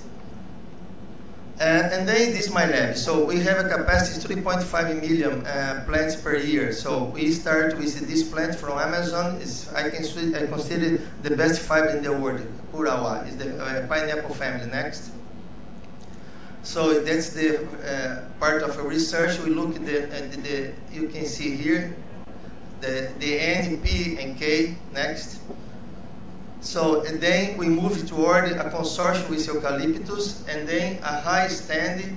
So it's pretty much a plantation now. Next. And we still are aware about the environment. You see, this is a big cat footstep nearby the plantation. So we still are able to keep the equilibrium between the industry and the nature. So that's the Curawa. Next. So that's it's a fashion show I made in 2000. These plants, we extract the fiber from these plants and made this textile. I think Narayan was there in this event. Next. So opportunities, yes, opportunities for everyone. Next. To look at these opportunities, we have first of all to look at the cellulose composition. Basically, I try to start with plants with low lignin content. Next. And then we go, like, just to show you, look at the Curawa here. The lignin is quite low, so cellulose is high. So that means we have a good opportunity for composites. Next. And then we go the mechanical properties. Here you see a lot of variation in these mechanical properties. You see, this is crazy. From, you can say, 300 to 1,000. So we have to narrow this data. So it's not reliable. So therefore, we have to produce our own data in this case, but we can have an idea when you start. What's important? When you go to nano, you get the best of these fibers. Next. And then where are the research? Unfortunately, we see most of the research are in patents. Why unfortunately? Because these prevent a further collaboration. So what you try to do, we have to develop it, at least in least developing countries, more collaboration. So therefore, it's important for us to have such meetings, increase these meetings, because in such a way we can strengthen our collaboration. Next. So I made a survey. You see, the first natural paper was about natural fibers, was published in 1800s. And then we come up with, now start nanocellulose, and then patents. So what my message? We're not reinventing the wheel. We try to just to get the state of the art and move forward. Next. And then this Christina Oxman, my friend, she did this survey. You see, natural fiber or wood or bio and composites. You see, look at the production. This is, was 2011, so she didn't finish. But basically, it's a pretty much good growth. Next. And then she changed cellulose and nanocomposites, nanofiber, nano whiskers. You see, very good growth. So that means we are in the trend now. Next. And then we can go historically clay, and then we end up with very high performance materials. We are here now. Next. And then we can have automotive, electrical, sporting, construction. So, I'm not mentioning here biomedical because it still is small quantities. Next. What's the trending? So there is quite a big trend here. If you see, we have to look at this, especially in WPC, with plant composites or natural fibers composites. So it's important to mention the Asia growth and now South American growth. We're just starting in South America this growth for the composites. But if you consider even European market is still growing, besides the fact that they have a crisis, but for the WPC is still growing. Next. So, technology is dominated by two types of people, those who understand what they manage and those who manage what they do not understand. Where we are.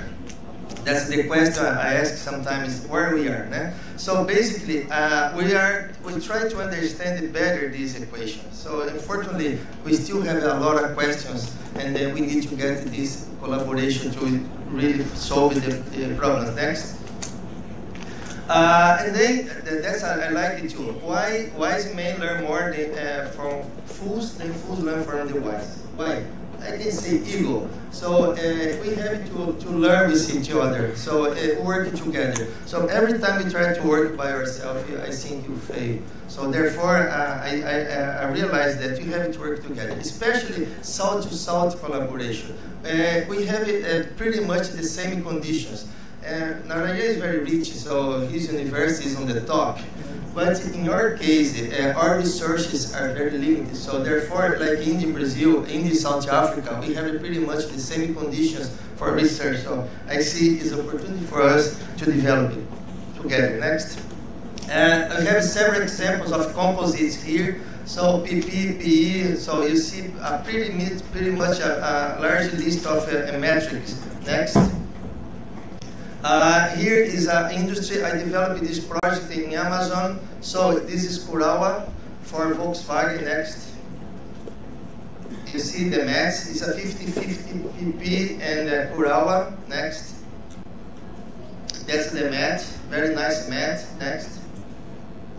So Volkswagen considered a case of success. It's a partnership between Volkswagen, Pematex is the tier 1, the government of Pará, and the UNESCO. So next.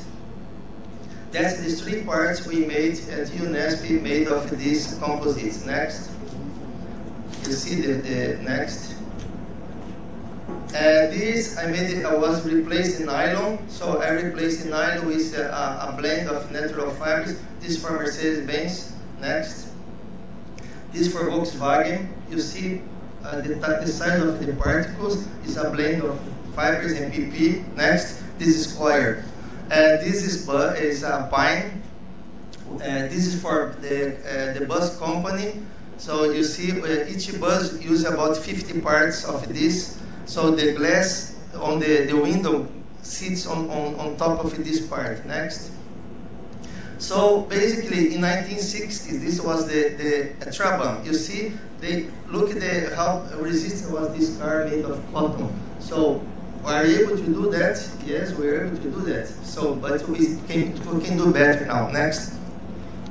And then we look at different metrics: PHB, PP, high-density polyethylene.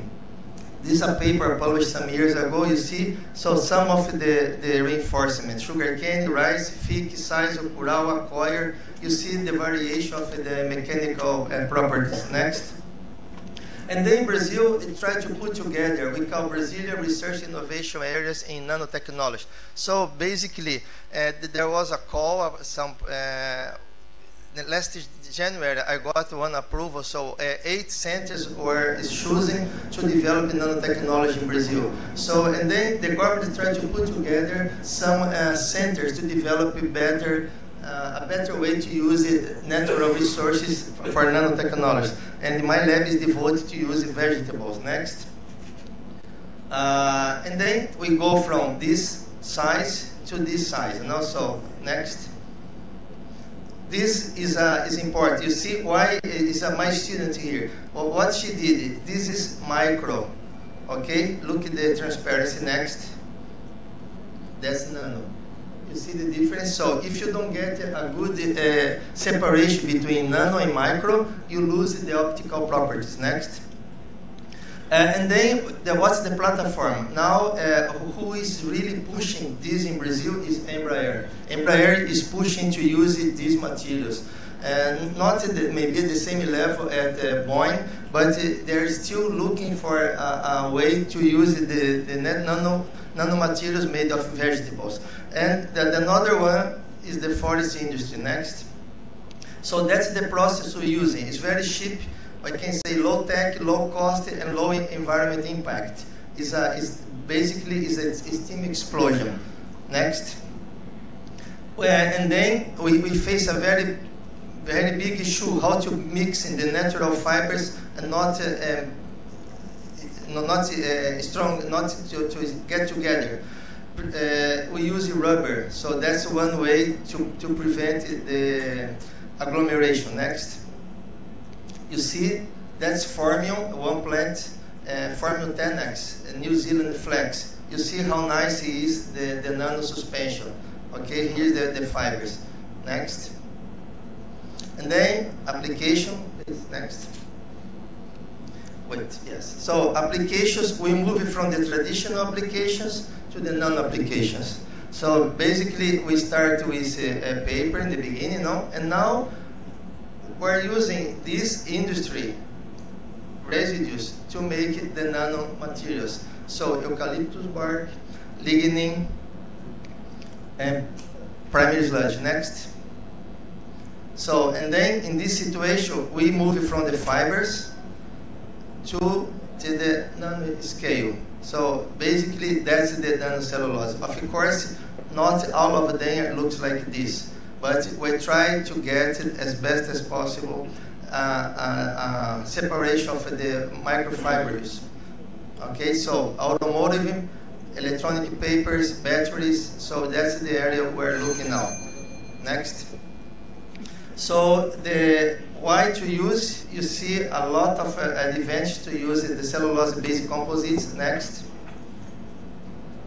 As I mentioned before, Embraer now. We're not looking for turbines, we're looking for seats and interiors of the airplanes today. Okay, can move next. So the sources: sisal, coconut, wheat, palm tree, cotton, sugar cane, banana. If you look at my publication, you see a lot about banana and pineapple. There's not here. Next. So lignin, eucalyptus bark, primary sludge, and residues from industry, particle board, MDF, etc. Next. So what's the applications? Okay, next. The strategy. So you see here. Next. That's the raw material, and then that's the final. Next. So we're facing how to do that? Before we're using lyophilization, and then the dry process is much easier than the wet process. So that's we were able to get a better mixing. Next. We still have these challenges. And I have published a paper about the use of saponin, and now we're using glycerol from the residues from the biodiesel industry. So therefore, we try to solve these problems with a milk compound. Next. Properties. That's some of the properties we got with the PP. You see. Let's go for the next. Look for impact. Next. Look at 0.8% was the best result. Look at the improvement we got for PP and cellulose. 0.8% we got a very good improvement in impact. Next. So this was from, I think it was an India magazine in 2010. I present a paper in the ACS meeting. So they put this, was very nice. Next. You see here, look at the microphoto, how they look like. Next. Next. So some of the applications were worked together with Embrapa for packaging. Next. And then biomedical. This is fully UNESCO research. Next. Okay, so packaging for biomedical. Okay, next. Still. Next. Cosmetics. Okay, let's go fast now. You can see. So this is animals. We kill every 15 days. We kill a set of these animals. We look at the rejection, how they is the behavior, if there is any rejection or absorption of the materials. Next. You see, here is all material. We can use it for drug release, or you can use it for like to replace skin. Next. Now we work with eardrums. Next. You see, cartilage regeneration. Okay. You see a lot of images. We just published a book chapter about this. Next. Bone regeneration at the veterinary school in my city. Okay, next.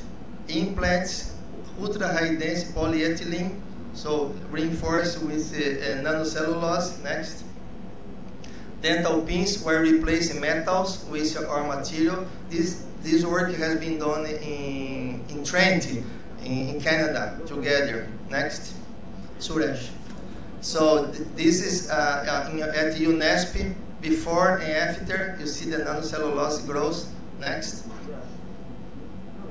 Okay, you see here. Next. Few more slides. I'm going fast. So this is the PP, polymethyl methacrylate, the bridge. Okay, next. Ultra high density again, where we replace the ligaments, especially the cross ligaments here. Next. This is easy. It's the easiest part today for us. Next. This is more complicated. We start this. Next. Next. Okay, next. This is part of my student. She works in another university in São Paulo, Federal University of São Paulo. So this is for the transparency. Next. Okay, next. Okay, go. Go. Go. So that's our partners. Medicine, veterinary, odonto. So this is pretty much UNESCO work. Next. The challenges. So biofixation, long-term wear, proactive, and this solution are temporary. So basically this is the challenge in the case of biomedical application. Next. For scale-up production of cellulose, we have a lot of problems here, especially, so you see we're using traditional equipment. Next. Okay, and then if you look at the conclusions, so nanocellulose can replace glass fiber, very easy. Can you replace carbon fibers? Yes. And then the next, let's go for the next one. Whatever the economical scale up, the long-term durability it remains as a question. So we did this at small quantities. We were able to produce, let's say, 20, 50 kilos a month. How you do tons a month would be a complicated issue. So at least in economic scale. Next. The future, quality, identification, performance. So this is for us is the key for the future of these new materials. Next. I'd like to thank the supporters, so the Federal University Agency, Coordination, and São Paulo State Agency. So I went fast. The presentation will be available if they want. So it's just to show you what UNESCO is doing in Brazil together with our partners. So I think it's a good opportunity for us to work together with CPET. Thank you for your attention. Thank you, Professor Leo. Sorry, we are not able to make you talk freely and give full presentation as the last 225 minutes. Thank you very much for coming and taking the time on. I request Professor Mantia as a sort of appreciation, a memento from the organizer. Thank you.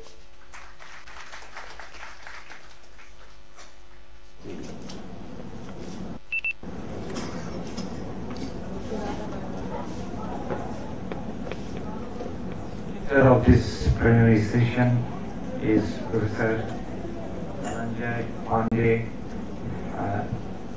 Professor Dhananjay Pandey is holding a position of Director, Institute of Technology, BHU Varanasi.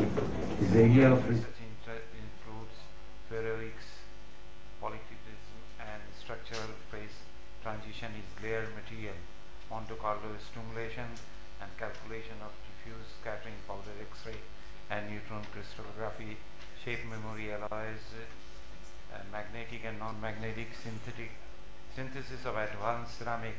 He won several awards such as Young Scientist Medal of Indian, National Science Academy, Material Research Society of India Medal, DAE Raja Ramanna Award in Physical Sciences, Indian Science Congress Association, Platinum Jubilee Award in Physical Sciences, Professor C.N. Rao Educational Foundation Award of Excellence in Scientific Research, etc.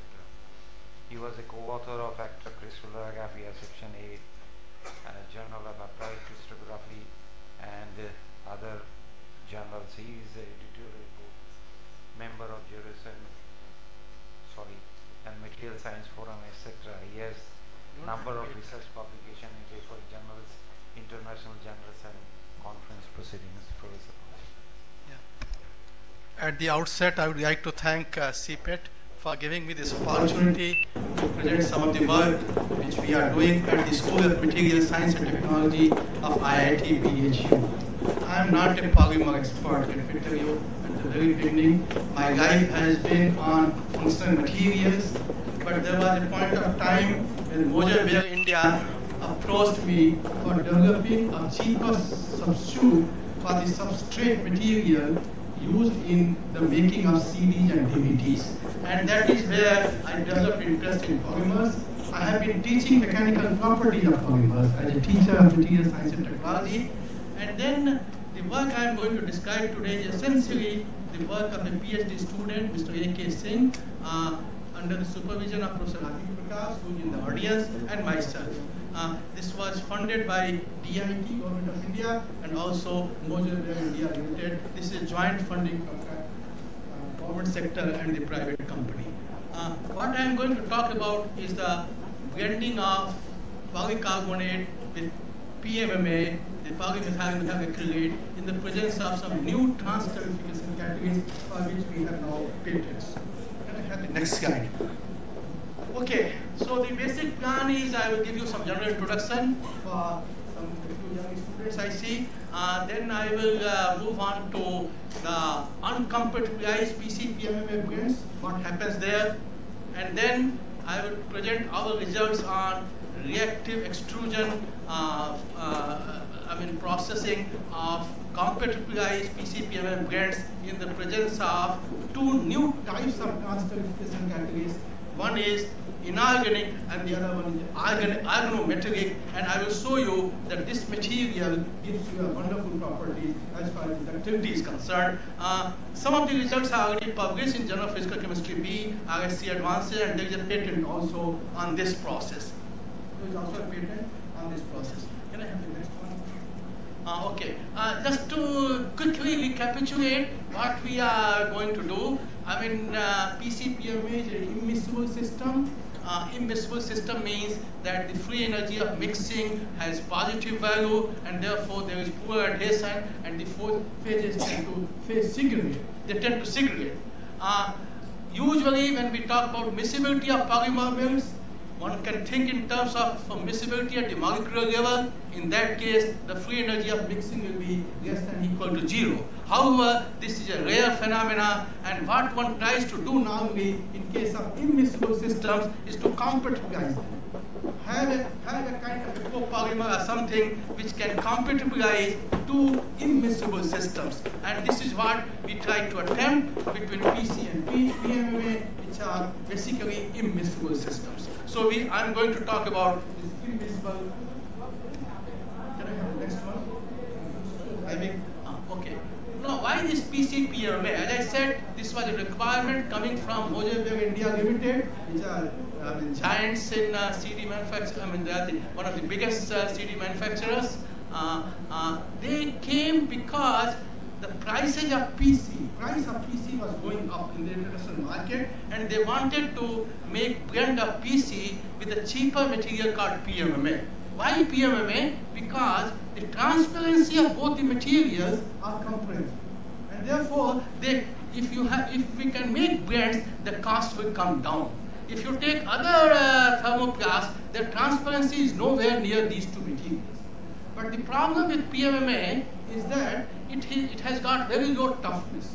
The toughness is very poor. The tensile strengths are comparable, PC and PMMA, but the toughness, the percentage elongation at break is just 2 to 5% or so, whereas it is 110 to 150% in case of PC. And therefore, the moment you try to blend it, there is some compromise on the mechanical properties.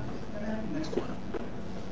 Now, when we started our work, there were many contradictory claims about the miscibility, and the word miscibility has been used and misused in the literature. I mean, saying single TG and saying that it is miscible has been often, there are many papers, but they are not miscible, and there are lots of issues which we wanted to address in the context of PCPMA, and most of those confusing results have been published in top journals. So the literature is cluttered with all kinds of confusion about miscibility and compatibility. Before we started work, we knew of, from open literature, we knew of one transterification catalyst, but that was kind of a negative finding. It showed that there is no transterification reaction taking place. And therefore, there was a scope for us to do something new. And there was also a lot of controversy whether such a graft copolymer, PCPMA graft copolymer, can be formed which can compatibilize PC and PMMA. Next. So the motivation, as I said, was to prepare PCPMA blends which have got reasonable toughness. They should not be brittle, otherwise they can't be used. And we also want to do some science of it, because we come from academia, and therefore we can't just stop developing a material. While developing a material, we wanted to understand what is the mechanism of compatibilization, and can we address some of the existing controversies in the literature, and can we look at the mechanical properties and understand why some of the compatibilized blends are brittle and others are tough. So what makes it brittle or what makes it tough? Next. Can you move on? Yeah. So what I'm going to tell you, we have worked on various kinds of blends of PCPMA, but what I'm going to share today is the two transterification categories we considered for the first time: tin chloride 2H2O, and also an organometallic compound of tin, actually, tin 2,2-ethyl hexanoate. This material gives a ductile blend, whereas this one gives you a brittle blend, and I'm going to discuss with you what may be the reason for that. Next one, please. Okay. Now let's look at the reference first. If you don't make compatibilization, if you don't do compatibilization, What are the consequences? The consequence is you see 2 TGs in DSC in the second run, and these 2 TGs, there is a small variation in TG of PC. That means there is a weak interaction, but the interaction is not strong enough to put them together and prevent them from microscopic phase separation. Can I go to the next one? If you look at the mechanical properties, this is uncompatibilized blend. This is PC extruded. Because of extrusion, the mechanical properties come down. The percentage elongation at break is about 70%, which is normally 110 or so. If you use the pristine PC, the moment you start putting in PMMA, the percentage elongation at break keeps on decreasing, whereas the tensile strength keeps on increasing. Because PMMA is harder, and the modulus also, elastic modulus also starts increasing with increasing PMMA content. But this is, can I have the next one? Yeah. So as you can see here, the toughness goes down, the modulus goes up, and the tensile strain at break also, it decreases very drastically. Next one. And the biggest penalty is in terms of the transparency. If you don't uncompatibilized blend, this is PC, this is PMA, and these are the blends, they are opaque. For this application, you need transparent system.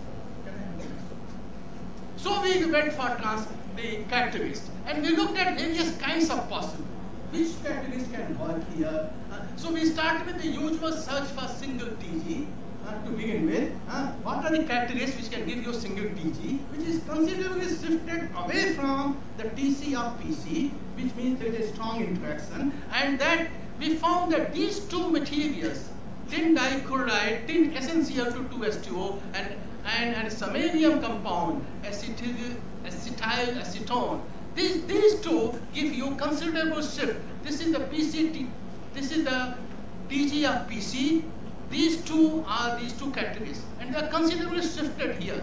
By the way, even if you take pure PC, in the presence of these catalysts, they are actually TG shifted. This is because there is a degradation also going on. These materials tend to degrade. So how much of this shift is due to degradation and how much of it is due to real compatibilization? This is the issue which we have tried to address, and we are going to explain to you. Next slide, please. So I am going to concentrate on tin SnCl2 catalyst first of all. This is the inorganic catalyst, and here if you take 0.1% of SnCl2, 0.1, this is PC, then you add 0.1%, we see 10 PMA, and you see the shift here. Even a very small amount of catalyst is enough to give you a single TG. Go to 20%, still it is single TG. But the moment you exceed 20%, then you start seeing 2 TGs. 2 TGs here, for example, in this case, 30%. But if you increase the quantity of catalyst from 0.1 to 0.5%, then you can get single TG right up to 50% of PMA and PC. So 0.5% is a very small amount, so it's a very effective catalyst. Can I have the next slide? Now if you look at the variation of TG as a function of PMMA content, oh, it's gone. You have another, this battery is gone. If you look at the variation of TG, you can see a very significant variation, and the predicted phospha and additive law, the departure is very significant. That means there is a strong interaction between the 2. Can I have the next one? Now what is more interesting is that in TGA, if you don't compatibilize the gas, then you see 2-step decomposition. Can I have another one? Here. Can you go back? Yeah. So, if you don't compatibilize it, you see 2 steps here. Okay? But you compatibilize it, you see single-step decomposition. That means there is a compatibilization is taking place. But as this is the degradation temperature. The degradation temperature is also decreasing with respect to PC because SnCl2 intrinsically degrades the material. So there is a cost, there is a penalty for compatibilization. but the compatibilization is taking place even if you pay for that penalty. Next one. Now what we found, I'm an X-ray man, I'm an X-ray crystallographer, and I look at always X-ray diffraction with all my curiosity, and I found there is a very interesting thing happening which nobody has ever reported in the literature, that if you have compatibilization, these peaks are actually shifted. This is a PC peak, it's a semi-crystalline, very low crystallinity though, we know how much it is, but this is, you can see a small shift here, and this shift I have plotted here with the blue color. The shift is much more when you use the catalyst. If you don't have a catalyst, the shift is nominal. Now, shift is towards the lower 2 theta side, but which means D spacing is increasing. Increasing D spacing means strong interaction. That means there is a very strong interaction between the two phases, and the PC peak is trying to move towards the PMM peak. The PMM peak occurs at a much lower 2 theta. So there is a tendency, and this we have repeatedly used. One of the referees, when we first time sent it, he had never seen such an interaction in his guide, or maybe he questioned it, but we got it published. Next one. Now to understand what is happening, we did NMR. Because we wanted to know whether this grafting is taking place, PC-PMA graft copolymer is getting formed. And for that, so this is the PC NMR, this is PMA, and this is the blend. This is the blend in the presence of SnCl2 catalyst. Now, PC, you know, there are two proton involvements, one due to aromatic ring, and the other one due to methyl group, which is a multiplet. So this is the methyl group thing, and there is also the aromatic ring. For PMMA, you have 3 proton environments due to methyl ester, methyl, and methylene at various ppm levels. In case of this blend, what we find is that this peak is shifted, and this is shifted significantly from 3.547 ppm to 3.608. In the blend, we do not expect a new peak because it contains PC and PMMA. But the shift tells you that there is a new proton environment. The proton environment has changed, and therefore that means there is a grafting taking place. PC, PMMA graft copolymer is getting formed. Next one. In the FTIR, we did some experiments. For example, if you take uncompatibilized blend, this is and you dissolve it in acetone, acetone dissolves away PMMA.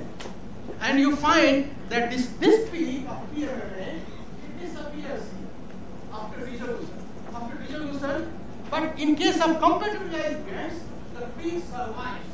That means there is a compatibilization. So compatibilization is working in the presence of SnCl2. So this was another convincing proof that there is a compatibilization and it is stable. Can I have the next one? Okay, what could have been the mechanism? The mechanism is actually basically what is happening is that this ester group and the carbonate group, there is exchange reaction taking place between the ester group and the carbonate group. And that is leading to probably a graft copolymer which acts as a compatibilizer between the PC and PMMA. Next one. Now you can see the compatibilized blend. This uncompatibilized, the right hand side is compatibilized, it has fair degree of transfer. So we have achieved it. So we were very happy that we can now give it to the Moser-Bayer. But then came the mechanical properties. Next. And the mechanical properties were hopeless. It turned out that they are all brittle actually. Irrespective of the PMMA content, the properties are brittle. So SnCl2 is making it brittle. So our next task was, can we have ductile PC-PMMA blends compatibilized?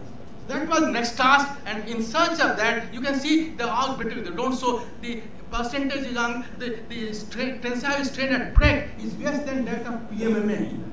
So it was very bad. Next one. Next one.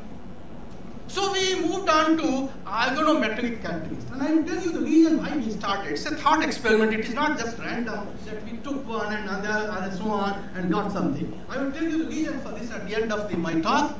Now in this case also there is a strong interaction. You see the shift in the X-ray diffraction peaks, and you see that means PC-PMMA are interacting. Next one. And if you look at the NMR, you can see the shift. this 3.547 ppm NMR line is shifted to 3.624. That means there is a grafting taking place even with this organometric catalyst. Next one. And if you look at the FTIR, the uncompatibilized ring, of course, this peak has vanished, but here it survives. That means compatibilization is taking place in the presence of this thing also. Next one. And the transparency is there. It is not very good transparency because the samples are tensile samples, the typical ASTM tensile specimens, which were thicker actually. We should have taken a thinner one. The transparency is pretty good. Next one. Now look at the mechanical properties. The mechanical properties, they show you clearly. Now this is pure PC. Extruded. Next one is 10% PMA in the presence of the catalyst. It's still ductile. It's still ductile. It is not brittle like SnCl2. 20% is still ductile. The strain at wet is about 25%, about 22%. Not bad. It is still ductile. There is reasonable toughness.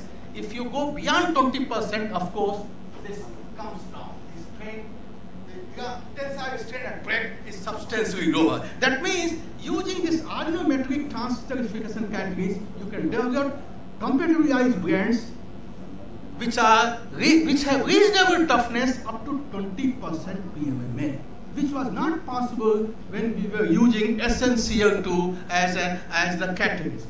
Next one. If you look at the mechanical properties of the modulus, of course, decreases and then it flattens and then there is a slight increase. On the other hand, the toughness continues to decrease. It decreases, but up to 20%, as I showed you, up to 20%, you have reasonable toughness. It is not a brittle material as was the case with SnCl2. It's still a tough material. Can I have the next one? Yeah. So if you look at so we try to look at this brittle versus ductile behavior by doing the fractographic studies, and you can see the pure PC, it shows typical ductile fracture, tearing, the ductile tearing. The top one is PC. The bottom one is PMA. You can see the flat, shiny faces that is typical of the brittle fracture. The next two, this one is due to this organometric catalyst, and this one is SnCl2.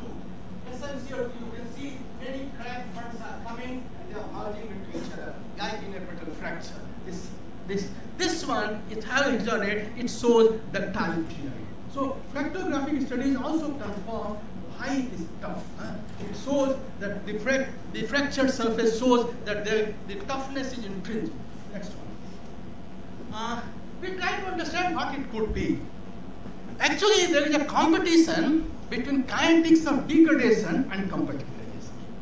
The tin compound is actually degrading PC, but at the same time, we also need it for compatibilization, for forming the graft copolymer.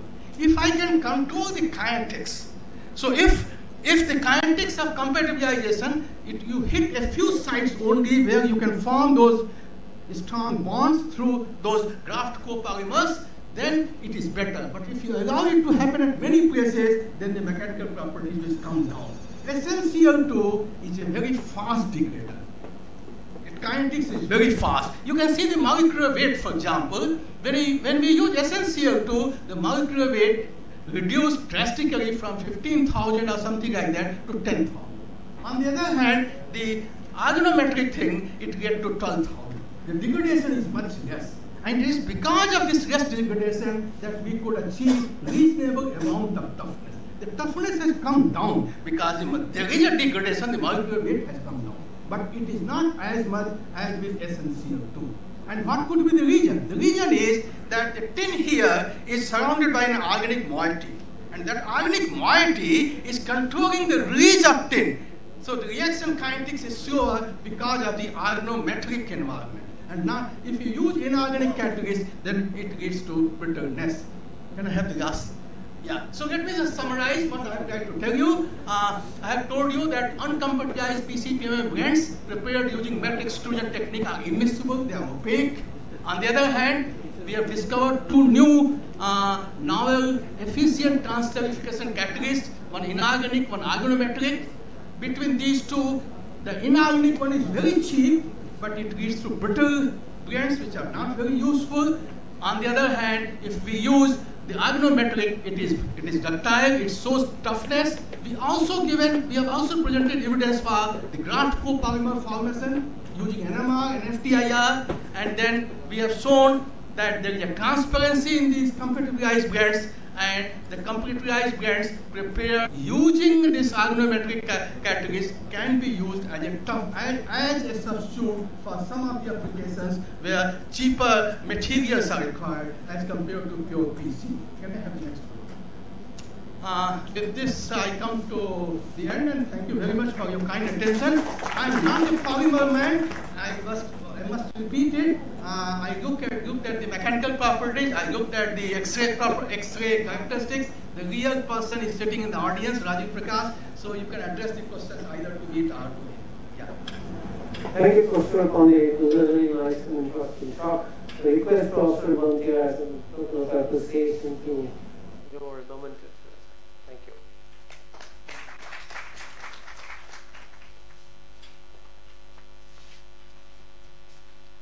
Now I kindly request Deputy Director Sipat Lucknow to honor the chairperson by giving the mementos.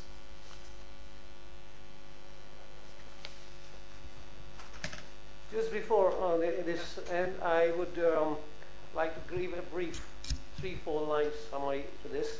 This was a very interesting session of 2 hours, 45 minutes. Very diverse areas have got covered in this because we could hear something on materials for prototype development and tooling as is one of the interesting and most important areas CIPET is pursuing for the industry. The second one was on mechanical engineering part of machining the metals, and that is another important area in precision tool development which is very much needed in our country. The third part, which Professor Pandey recently just finished his talk, was also interesting in developing new composite, new blend materials which are needed to our structural products. And the other important areas which we would have taken as an environmental part of it, along with the polymers and the bio-based materials, as one of the important area which we all have to look in for with more seriousness than what we have been doing today. And in addition to that, we have seen the fiber part of it. I understand that the jute is one of the major products in our country which has yet to be seen in its right perspective and seen how we can use that as a material to develop bio-based composites and help the environment in coming back to the normal carbon cycle, which is getting disturbed day in and day out. The other important part of Professor Jean Mathur discussed was, I've been hearing him whenever we talk 1:1 as he talks about nano-based materials and going for very specific devices which are going for medical applications and defense. This is a wonderful development which is coming through, and we will definitely see new products coming out and which will be helpful for the mankind. And thank you to all the speakers who have spared their time to come over and deliver a very valuable talk. And I'm sure that all the audience have got benefited through their talks, and will surely be in future we can think of planning our research in the taking direction from all our speakers. I thank the audience to spare their time and be patient listening to all the speakers. Thank you very much.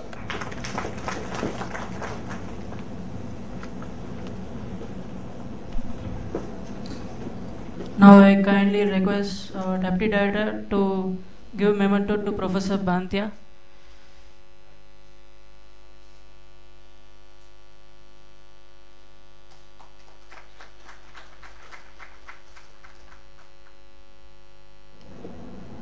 And to Dr. Ajit B. Mathur.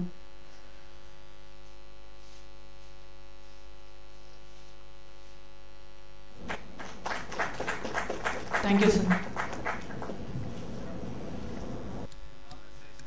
Now the session is closed. The session will be open by 2 o'clock in each hall 1, hall 2, and hall 3 and hall 4.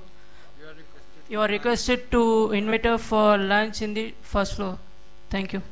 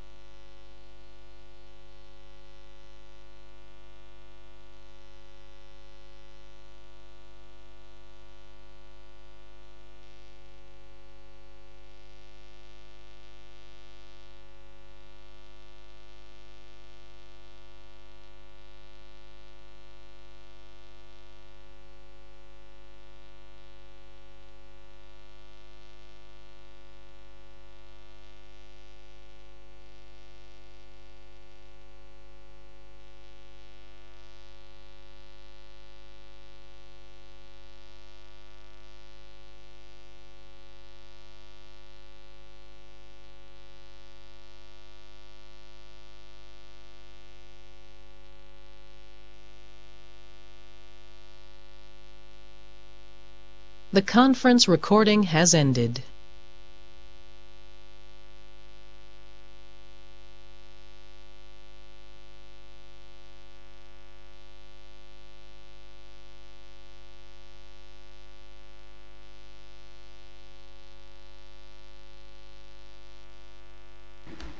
Rishi?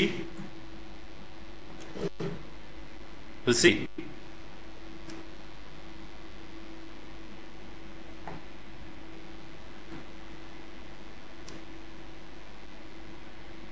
Rishi? என்ன அது இருக்காப்பா session? அடுத்த session இருக்கா இல்ல close பண்றதா? அடுத்த session இல்ல sir, அடுத்த செஷன் இல்ல சொல்லிருக்காங்க சார். இப்போ க்ளோஸ் பண்ணலாமா? அதான் அங்க இதுல இருந்து நான் மேடம் கிட்ட இருந்து கன்ஃபார்ம் வாங்கிட்டு இருக்கேன்.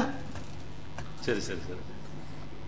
இல்ல நாளைக்கு எப்படிப்பா, நாளைக்கு எல்லாரும் வரணுமா இல்ல என்ன? அது ஒன்றும் இன்ஸ்ட்ரக்ஷன் வரல, ஸ்டூடெண்ட்ஸ் மட்டும் தான் கூப்பிட்டுருக்கீங்க. தெரியல சார், எதுவும் எங்களுக்கு சொல்லியே சார். நாளைக்கு 3 o'clock வர சொன்னீங்க இல்லையா? அதான் யார் வரணும்? இல்லை ஸ்டூடெண்ட்ஸ் மட்டும் வந்தால் போதுமா இல்லை ஸ்டாஃப்ஸ்லாம் வரமான்னு இருக்கிறாங்க? தெரியல சார், அது எனக்கு எந்த இன்ஸ்ட்ரக்ஷன்ஸும் கொடுக்கல சார். மேடம் கிட்ட தான் கேட்கணும். மேடம் கிட்ட கேட்டு பாருங்களா சார், ஜாஸ்மின் மேடம் கிட்ட. மேடம் இல்லையா? மேடம் இல்லை சார், இல்லை சார். சரி, நீங்கள் க்ளோஸ் பண்ணாமல் வச்சுருக்கீங்க. APM 2013 வருதா தான் கேட்குறேன். ஒரு நிமிஷம் சார்.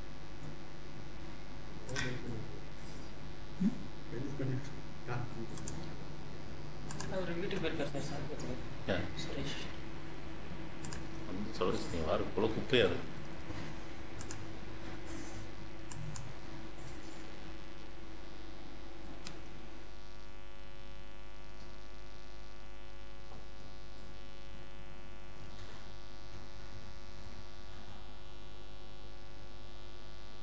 சொல்லுங்க சார், இப்போ சொல்லுங்க சார்.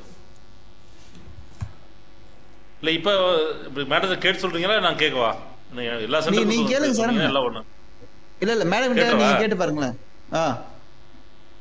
சரி சரி, ஓகே ஓகே. இப்போ க்ளோஸ் பண்ணிடுவா? இப்போ இது பண்ணிருக்கோங்க சார். நீங்க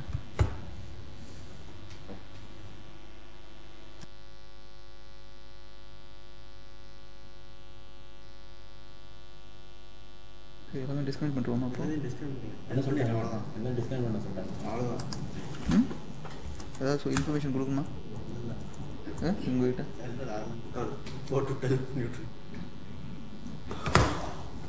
வீடியோ அவனுமே காணுமே, எவனா இருந்தால் சொல்லலாம். ஆளுதான் இல்லையா? நாற்று சொல்ல போகிறீங்க நீங்கள்? அதான் சொல்கிறேன், யாராவது இருந்தாங்கன்னா சொல்லலாம். யாருமே இல்லாத தீ கிடையாது.